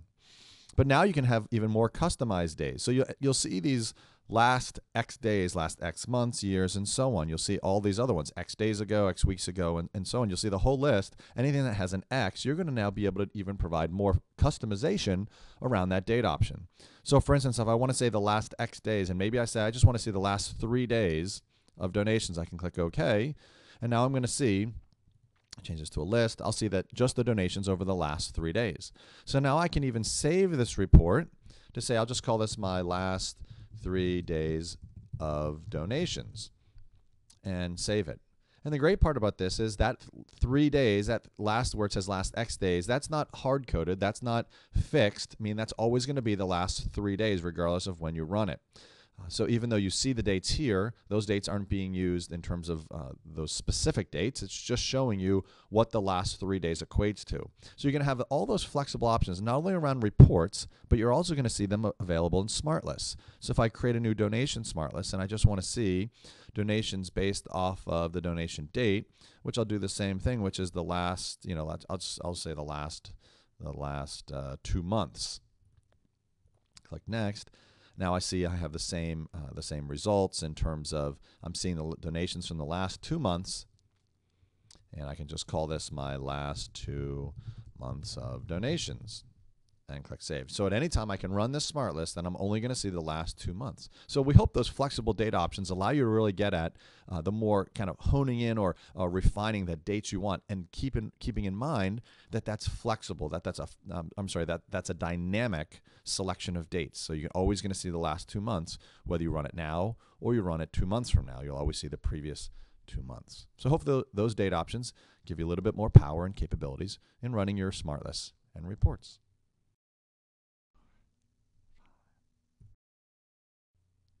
Many GiftWorks users say that Smart Lists is one of the most powerful features inside of GiftWorks, and in GiftWorks 2014, we've made GiftWorks even more powerful. I want to show you 3 specific things that we've done to make Smart Lists more usable and more powerful for you as you're using them. The first one has to do with criteria. We've given you now the ability to compare 2 different criteria in terms of setting up your Smart List. Let me show you what I mean. Let's go over to create a new Smart List and create a list of donors. Under my Smart List of donors, the first criteria I'm going to pick is my current year total donations. And I'm going to say, just like you could before, you could say is equal to, is less, is greater than, or is between, and you could specify specific value or values. But now you can compare it. So I'm going to say, show me everyone whose current year is less than if I go back to my donation history, my previous year, so previous year total donations. So now instead of comparing criteria to specific values, I'm simply comparing criteria to criteria. So current year is less than previous year. And so I'm really trying to get at, in this case, a Smart List of donors who are not, who are kind of dropping off. So I'm click on Next, and now I see I have 11 donors that meet that criteria. I'm going to customize this list because I want to show you the specific criteria at the bottom. So I'll scroll down to my current year giving, and I also want to show their previous year giving. Click OK. And now down at the bottom, things have updated so I can see my current year and my previous year. So my current year is less than my previous year, and that's who's showing in terms of people whose current year total donations is less than the previous year total donations. And I see 11 donors. So now I can click on Next. I can save this as my current year is less than your previous year. And click on Save. Great, and now I have the Smart List. And you'll notice I have the columns here. Now, the next feature I'd like to show you that we've enhanced in Smart Lists has to do with kind of what I just did right here. I created a Smart List and I included some columns. I'm sure many of you, if you've created Smart Lists in the past, you have probably spent some time setting up the columns and the way you want it displayed each time you create a Smart List. So you go and you create a Smart List. You say, I want to see a list of donors, and let's just say based off, I'll just go back to their donation history. Their total donations is greater than $100. Click on Next. Then for all your Smart Lists, you always like to see a certain set of columns. So you want to see their ID, and you move that up to the top, and you see the display, but you also want to see their first, their middle, their last. Maybe you scroll down. You always want to make sure you see their email address and the email name, and you always show their total, average, largest, and number. And you click OK. So now I've kind of set up the Smart List with the columns that I like, and I click on Next, and I'll just say this is my generous. Actually, I'll just call this. I'm just going to say this. This is my base Smart List, and you'll see how I'm going to use this in just a moment. So I have this my base Smart List. Now, with all these columns that I've added, if I went and created another Smart List right now, it'd be sort of a hassle, if you will, to have to go and customize this list to include the ID and all these other fields that I wanted. So in GiftWorks now, what we've given you the ability to do is going under the settings area. under Organization Options and Setup, you can come down to change your organization preferences. And down at the bottom, you're going to see these things called Smart List Default Templates. And what that's going to allow you to do is pick a smart list that you want to use as sort of the base for any smart list that you create. And you can do that for donor smart lists, donation, and pledge smart lists as well. I'm just going to choose this one right now for my donor smart list template. You set that up once, and then when you come back to smart lists, you can create a new smart list. When I do that, I can simply click donors. When I do that, you'll notice that the ID and all these fields are automatically included. Now, it did include this criteria, which I probably wouldn't want to include in sort of my template, but all the columns that I included are all there, and I don't have to re-enter those or kind of reset that up. And that would include things like the order of the columns that are included in particular, etc., including you can include don't show criteria and options as well.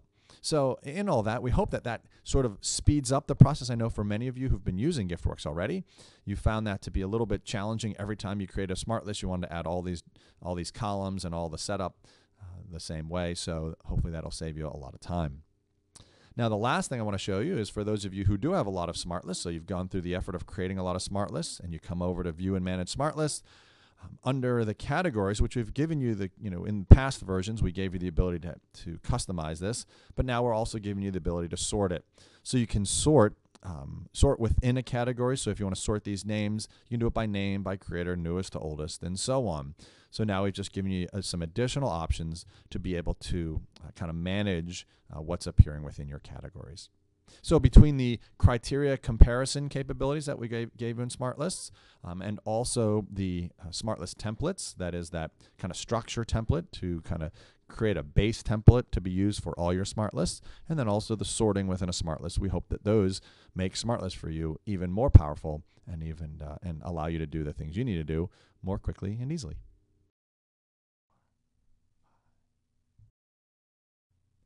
In GiftWorks 2014, we've added the ability to track something we call recurring donation profiles. This is for your donors who give on a regular basis, whether they give weekly or monthly, semi-monthly, quarterly or yearly, or even other frequencies.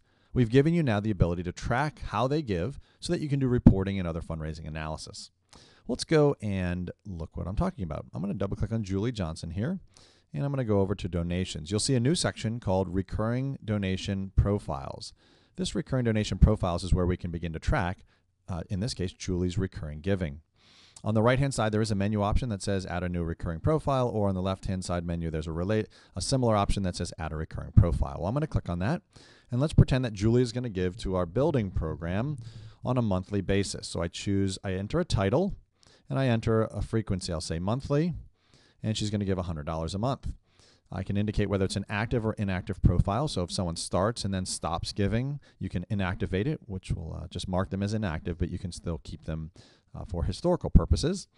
I'm going to go to the start date. She's going to start giving September 1st. I don't have an end date in mind. She's going to give by check. She's going to give to the facilities fund. It's the general care. And then I'll just say this was from a board leadership event.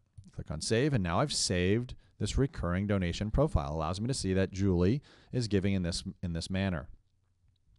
Now, once I have recurring profiles for this donor, other donors, all my donors that are in there, I can begin to do I can begin to create some smart lists and some reports based off this information. Keep in mind too that it's probably likely that most of your donors would probably only have one active. Oops, I got to change that status. There we go, active. They would probably only have one active giving profile. There are potentially donors who might have multiple, programs or things that they're involved with regarding giving on a recurring basis, but I imagine that a lot of your donors would probably only have one active recurring profile. Well, let's go and create a smart list. Click on Create a New Smart List. Under Donors, I can then create, based on their recurring donation profile, I can say any recurring profile frequency, and there's a whole bunch of fields related to your recurring donation profile, so make sure you check out all the different ways that you can create smart lists based on this. If I said frequency, I can choose basically, let me see everyone who gives on a monthly basis. Click on Save. I see that I have 3 that give on a monthly basis. If I click on Customize, I can scroll down and I can begin to see somewhere in this list. There we go. You can see the total active recurring profiles, recurring giving monthly total, et cetera, et cetera. So you can see all the different fields that you can add as part of your smart list as well. And once I'm all set, I can simply save this as my monthly givers and click on save, and now I have my monthly giver smart list.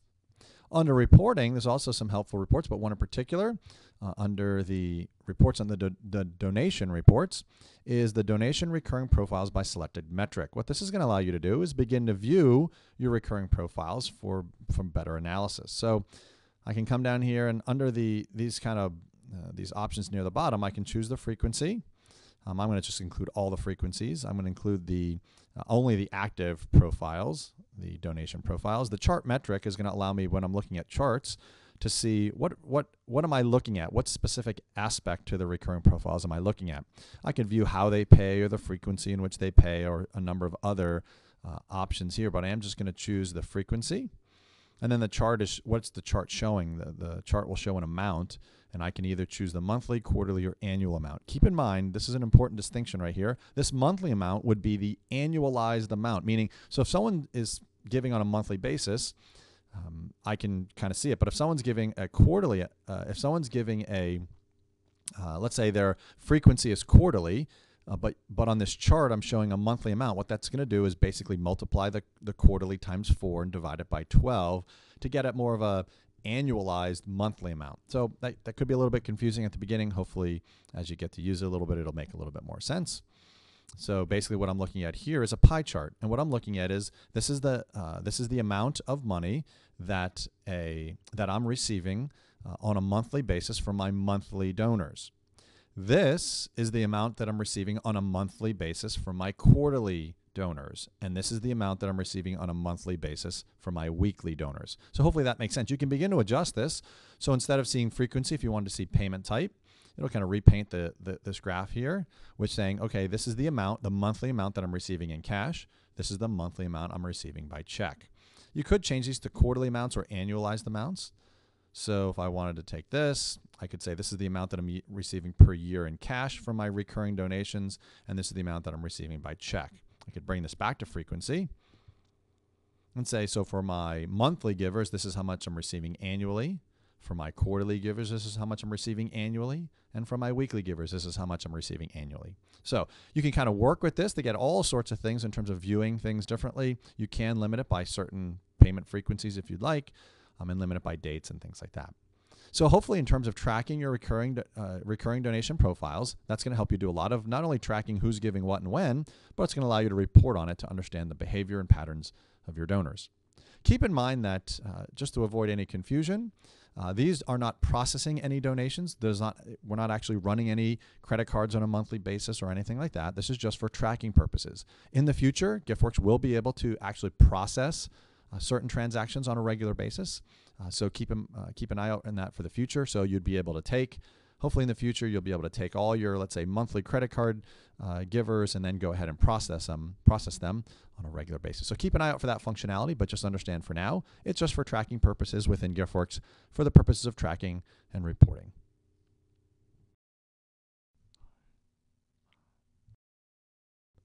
Finding donors in GiftWorks 2014 got a little bit easier as well. Using the Find Donor box in the lower left-hand corner, if I type in Steve and I click Go, I'm going to find 2 results. There is an option now that says automatically display the donor if only one is found in the search. Once I do that, if I type in Steve Co., which I know will only bring back one donor, you'll notice what happens. It automatically goes and navigates to that donor. So if it just finds one, you can have that option to automatically navigate there. In addition, we've also added additional search fields under the advanced search. So if you click on advanced search and do the drop down for a search field, you can find a number of other fields that we've added to be able to search by. So that's just when doing using the Find Donor box in the lower left-hand corner to be able to do it. Advanced searches, we've made searching just a little bit easier.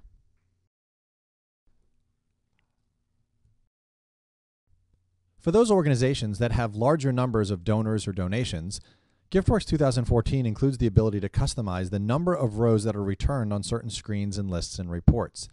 If I go under the settings area of GiftWorks and click on Organization Options and Setups, under Change Your Organization Preferences, you'll find a new area called Functional Limits.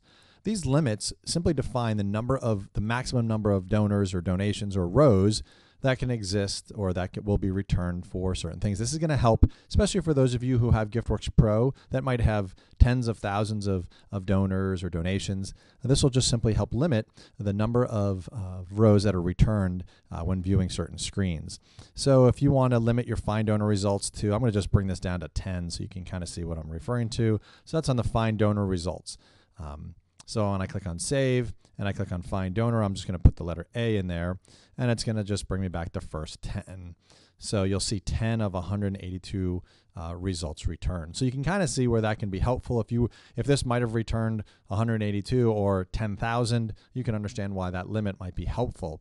So you can come back here at any time and you can modify these to be able to return an appropriate amount of items. So this can apply for reports, for smart lists, for different areas in GiftWorks. Make sure you take some time to see which one these control and which ones might be helpful limits for you. Now, we give you a number of limits that we feel are appropriate or okay, and you can feel free to adjust these as necessary to get the GiftWorks experience to be satisfactory.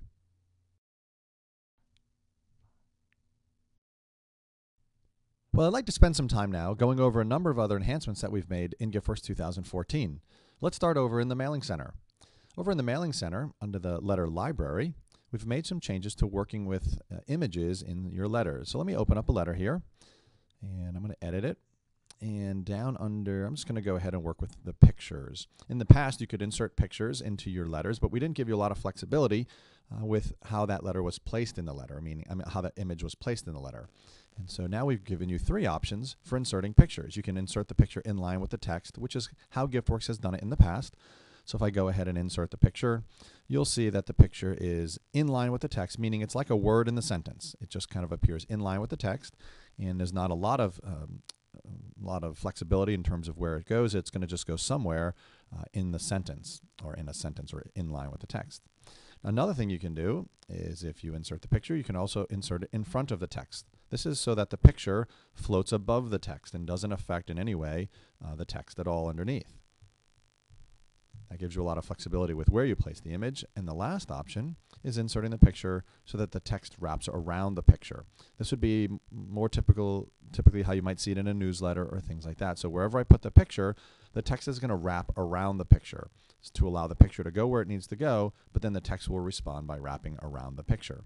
So those are 3 options in terms of where you can and how you can use your images in your letters. While we're in the Mailing Center, let me go back to the Mailing Center. Another change we've made has to do with mailing lists. Now, mailing lists, you can create your own mailing lists, and then you can place your donors in those mailing lists. And you've always been able to do that with GiftWorks. But one of the things you haven't been able to do is view that information on a smart list or a report. So on a smart list now, you can create a new smart list, and under donors, I'm going to create a donor smart list, and I'm just going to pick a smart list of donors, anything in particular, and I'm going to go and customize this list because we've added a new column to both smart lists and reports that allows you to include, and it's somewhere down this list, there it is, mailing lists. So you can now include a column that lists or that shows the mailing lists that this donor is a part of. If they're part of multiple mailing lists, you'll see them separated by a comma. Not only can you insert this column, but you can also use it as criteria. So if I want to see which donors are part of a specific mailing list, I just go down, go to the mailing history, and click on any mailing list, and then just indicate I want to see donors that are in, let's say they're in the welcome letters list, mailing list. I can scroll and I can see that, and I can see who's in that mailing list. And they'd be if they were in any of the, even if they were in other ones, you can see that as well. So like I said, you can include it as a column, and you can include it as criteria in Smart List. Just showing you over in reports. You can, if I view a donor report, you can just customize the report. Under columns, you can scroll down, go to mailing lists, and include it as a column on your report. And I'm going to see it right there.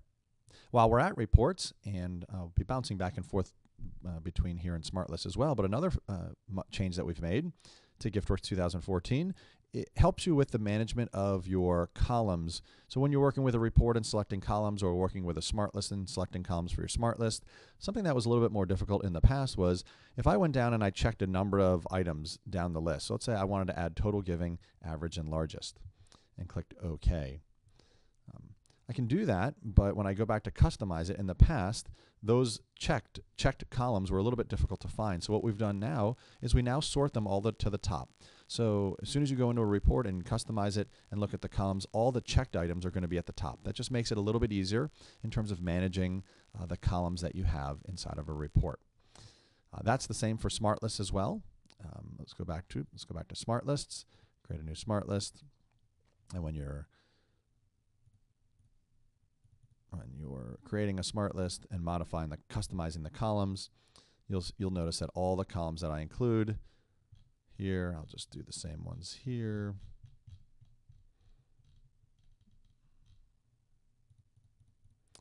Click OK. And when I customize it again, I'll see that all those columns have been brought to the top. That just makes the management of those columns a bit easier. Now, going back to reports, while we're talking about columns in reports, I want to mention that in GiftWorks 2014, for your donor reports, we've also added, like I just did a moment ago, we've added all the donation information that's available now for your donor report. So for each donor, you're going to be able to view key donation information, giving history, and things like that right inside a donor report. In the past, you've had to do that using a smart list, but in GiftWorks 2014, we've now added the columns for your donor reports that can display all the key and relevant donation information as well. So as you're using the donor reports, we hope that those will be a little bit more powerful in terms of producing helpful donor reports. And while we're talking about reports, let me point out a new report. There are a number of new reports, but I did want to point out one in particular, and it's under the donation reports. It's called the Donation History by Selected Metric Report. And this is a report that it gives you a little bit more flexibility in producing a helpful donation report. Let's let this come up. It's basically a report that allows you to choose a specific metric that you want to show the report by. So right here, right now it's using campaign, but I could switch it to, let's say, gender.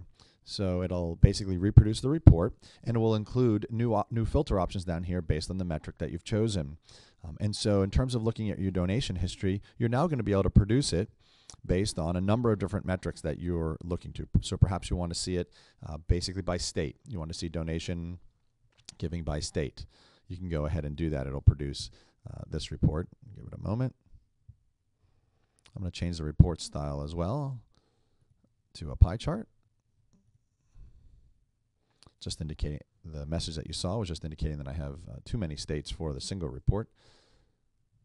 So I'm going to go ahead and let this produce, and then I'm going to go ahead and change it to, I'll just do it by country instead. I'm not sure if I'll have enough data here, but we'll look. So if I want to see my giving based on gender, I can do that as well. If I wanted to see, and let me just expand this to all dates. It's going to give me a little bit more data to include in my reports. So now you're going to be able to see, hopefully, helpful reports based on a specific metric that you're choosing. So right now I'm seeing, based on all my, all giving, it's basically breaking it down by gender. I have unknown, female, male. I can break it down based on marital status if I'd like. This report's going to give you a little bit more flexibility. In the past, we've kind of had specific reports for each sort of category or metric that you want to do, and we hope this report gives you a little bit more flexibility in terms of viewing your information. You can also use your custom fields in here. So there's some custom fields you'll see down here. So if I wanted to see it based on, in this case, my custom field is mission interest. It's a drop-down choice. So I can see my donation history based on the kinds of donors that are giving based on their custom fields. So hopefully that donation history by selected metric report will give you a bit more flexibility in producing those kind of customized reports that you need to produce to get at the information you'd like to see. And as we're talking about seeing the information you'd like to see, let's head over to a donor to see another change that we've made in GiftWorks 2014. So I'm going to double click on a donor, and I'm going to go under the donations tab. In previous versions of GiftWorks, you were able to view the latest donations, and you can continue to view this list of donations for this donor. But now you can also customize the view of what you're seeing. So if I click on the options link here, there's a new option that says customize columns. Now I'm going to be able to customize the columns that I'm seeing. So if I wanted to see campaign, and I don't really need to see the expected or outstanding amounts, I can now modify it to see the information I'd like to see. You can also go in here, and if I wanted to add fund, I can do that. You can also modify the width.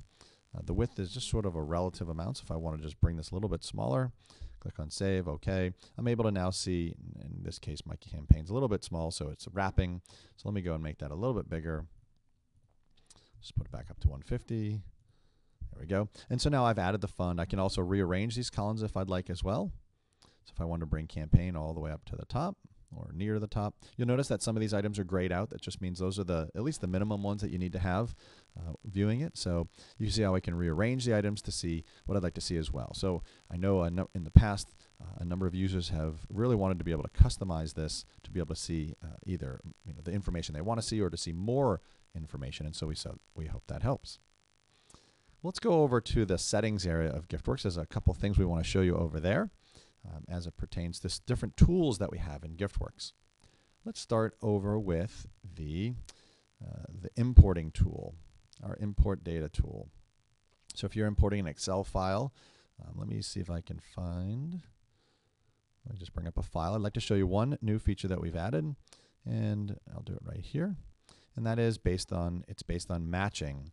Down at the bottom, you'll see matches existing donor options, and we've added the capability of now matching based off of a number of other fields, including emails and phones. In the past, you've been able to match based on IDs or other number fields, but in GiftWorks 2014, we've now added the ability to match based on the donor's primary phone, primary email, or primary phone number. So for users that are bringing in lists or importing lists of information, and you want to match to existing donors that already exist within GiftWorks, and you want it to be able to have a little bit more flexibility in terms of which fields you're matching on. Some people have lists where they want to match on the email. Some people have lists where they want to match on the phone. As always, you can continue to match on the IDs or other text fields or other numbers as well. But we hope that the addition of the email and phone will give you a bit more power when it comes to importing information and matching to existing donors to make sure that you're updating the right donors inside of GiftWorks. Another change we've made in the settings area has to do with your backup. So if you go under importing, exporting, and data management, go under manage your GiftWorks database and click on backup your database. One of the things you're going to see now is under the enter your name for your GiftWorks backup file, you're going to see the most recent, I think 10 backups that you've done. So if you do a sort of a rotating, whether it be every day or once a week, certainly hope that you're backing up on a daily basis. That'd be a great thing in terms of keeping your information safe and secure. But GiftWorks is going to store the last 10 backups. So you may want to do something like, some people do backup day 1, go ahead and do their backup. And I'm just going to let this go ahead and do a backup real quick. And if I go back into backup, I'm going to see backup day 1, and I'm going to do a GiftWorks day 2. I'll do a backup there. And so if you're doing this on a daily basis, you're going to be able to save your last 10 backups so that you can always just perhaps, after you're done day 2, you're going to go to day 3 and day 4, and then you'll start over at 4, 5, 6, 7, 8, 9, then go back to day 1. So GiftWorks will remember that. It just makes it managing your backup names a little bit easier, and also can hopefully help in some consistency of your backup. Another change to a tool that we've made over in the settings area under importing, exporting, and data management is for smart entry pages. For those of you who use smart entry pages, you know that they're a great option for entering in large amounts of donors or donations at one time. It allows you to do sort of batch entry using something like an Excel-like grid here in Smart Entry. These Smart Entry pages you create, and you can even save your progress. So you can click on the left side, Save Smart Entry Session. One of the things you can do now in GiftWorks 2014 is share this Smart Entry session with other users. In the past, you haven't been able to save it, so it would always be, if you created it, you'd only be the only one who could use it. Well, now you can save it, and other users can work with it. And I'll just call this my demo Smart Entry. And not only can you share it with other users, but you can also indicate whether or not you want those users to be able to change this smart entry. So if you've set this up, perhaps you're setting up a payroll entry. So you've got Steve and Dave and Keith and Kelly and Kerry and Michael. And I'm going to go ahead and save it. I'm going to save this. And then I'm going to get out of it, and I'll come back to it later. I can manage the saved smart entry session. I'll just do this my demo, and now I can continue to use it. And I'll see that the information's right there. The key part in GiftWorks 2014 is now that you can share that with other users so that they can have access to it as well. And they won't have to recreate or somehow work with your sign in as you or things like that. You're going to be able to share it with other users, and you can even give them permission as to whether you want them to be able to work, meaning manipulate it or change it. So hopefully that will help smart entry pages be a bit more powerful for those of you who use it. For a few other changes, let's head over to a smart list. Let's just go look at a smart list. I'm going to just view my board members. And on the left-hand side, I'd like to show you a small change we've made to our mapping. If you view the donors on our map, many of you are familiar with our integration with MapQuest and the mapping capabilities that we have. You now also have this satellite view. So if you want to change over to satellite view, you can do that as well. You can remove the labels if you'd like as well. For those of you who use the mapping tools built into GiftWorks, you know that you can hover over a push pin to see who the people are that are where. You can see where people are mapped, but now you can also view it as a satellite view instead of just a traditional map view. And heading over to our home page, on the right-hand side in the smaller column area, if you've used a campaign thermometer in the past, we've now added 2 more campaign thermometers. So if you'd like to show a few different campaigns, you're going to be able to do that. In the past, you were able to show one. Let me actually go and bring these to the top. And campaign thermometer 1 and 2. You can add a third one. And if you choose a specific campaign, like my capital, let me go over to the settings area, set up this value. If you don't know, you have to make sure you come in here and choose a goal. So I'll just do my capital campaign. I'm going to choose a goal of $10,000, and I'll do it for the general care as well. $10,000. Actually, I'll do this as a $20,000 goal. Click on save. We'll head back to the home page. There we go. And now I'll see that my goal has actually been reached for my general care. Let me just look at my capital campaign, and I haven't exactly met it there. I'm at 300. I have a whole bunch to go. So you can see how you can use multiple campaign thermometers on your home page now. And keep in mind, you can always change the color to have different colors for the different campaigns that you have. Well, there are a number of other smaller changes that we've made to GiftWorks 2014. Make sure you go and check out the settings area underneath organization options and setups. There is additional preferences that we've added here. You can check different options here. You can make sure that you head over to the change default values for donors in terms of other options that we've added here as well. So make sure you check out a number of different areas of GiftWorks 2014. Make sure you spend time looking at all the different things that we've added and changed and improved. And we trust that GiftWorks 2014, as always, will continue to help you improve, continue to help you to be efficient, be effective in your fundraising so that you can accomplish your mission. Thanks for watching.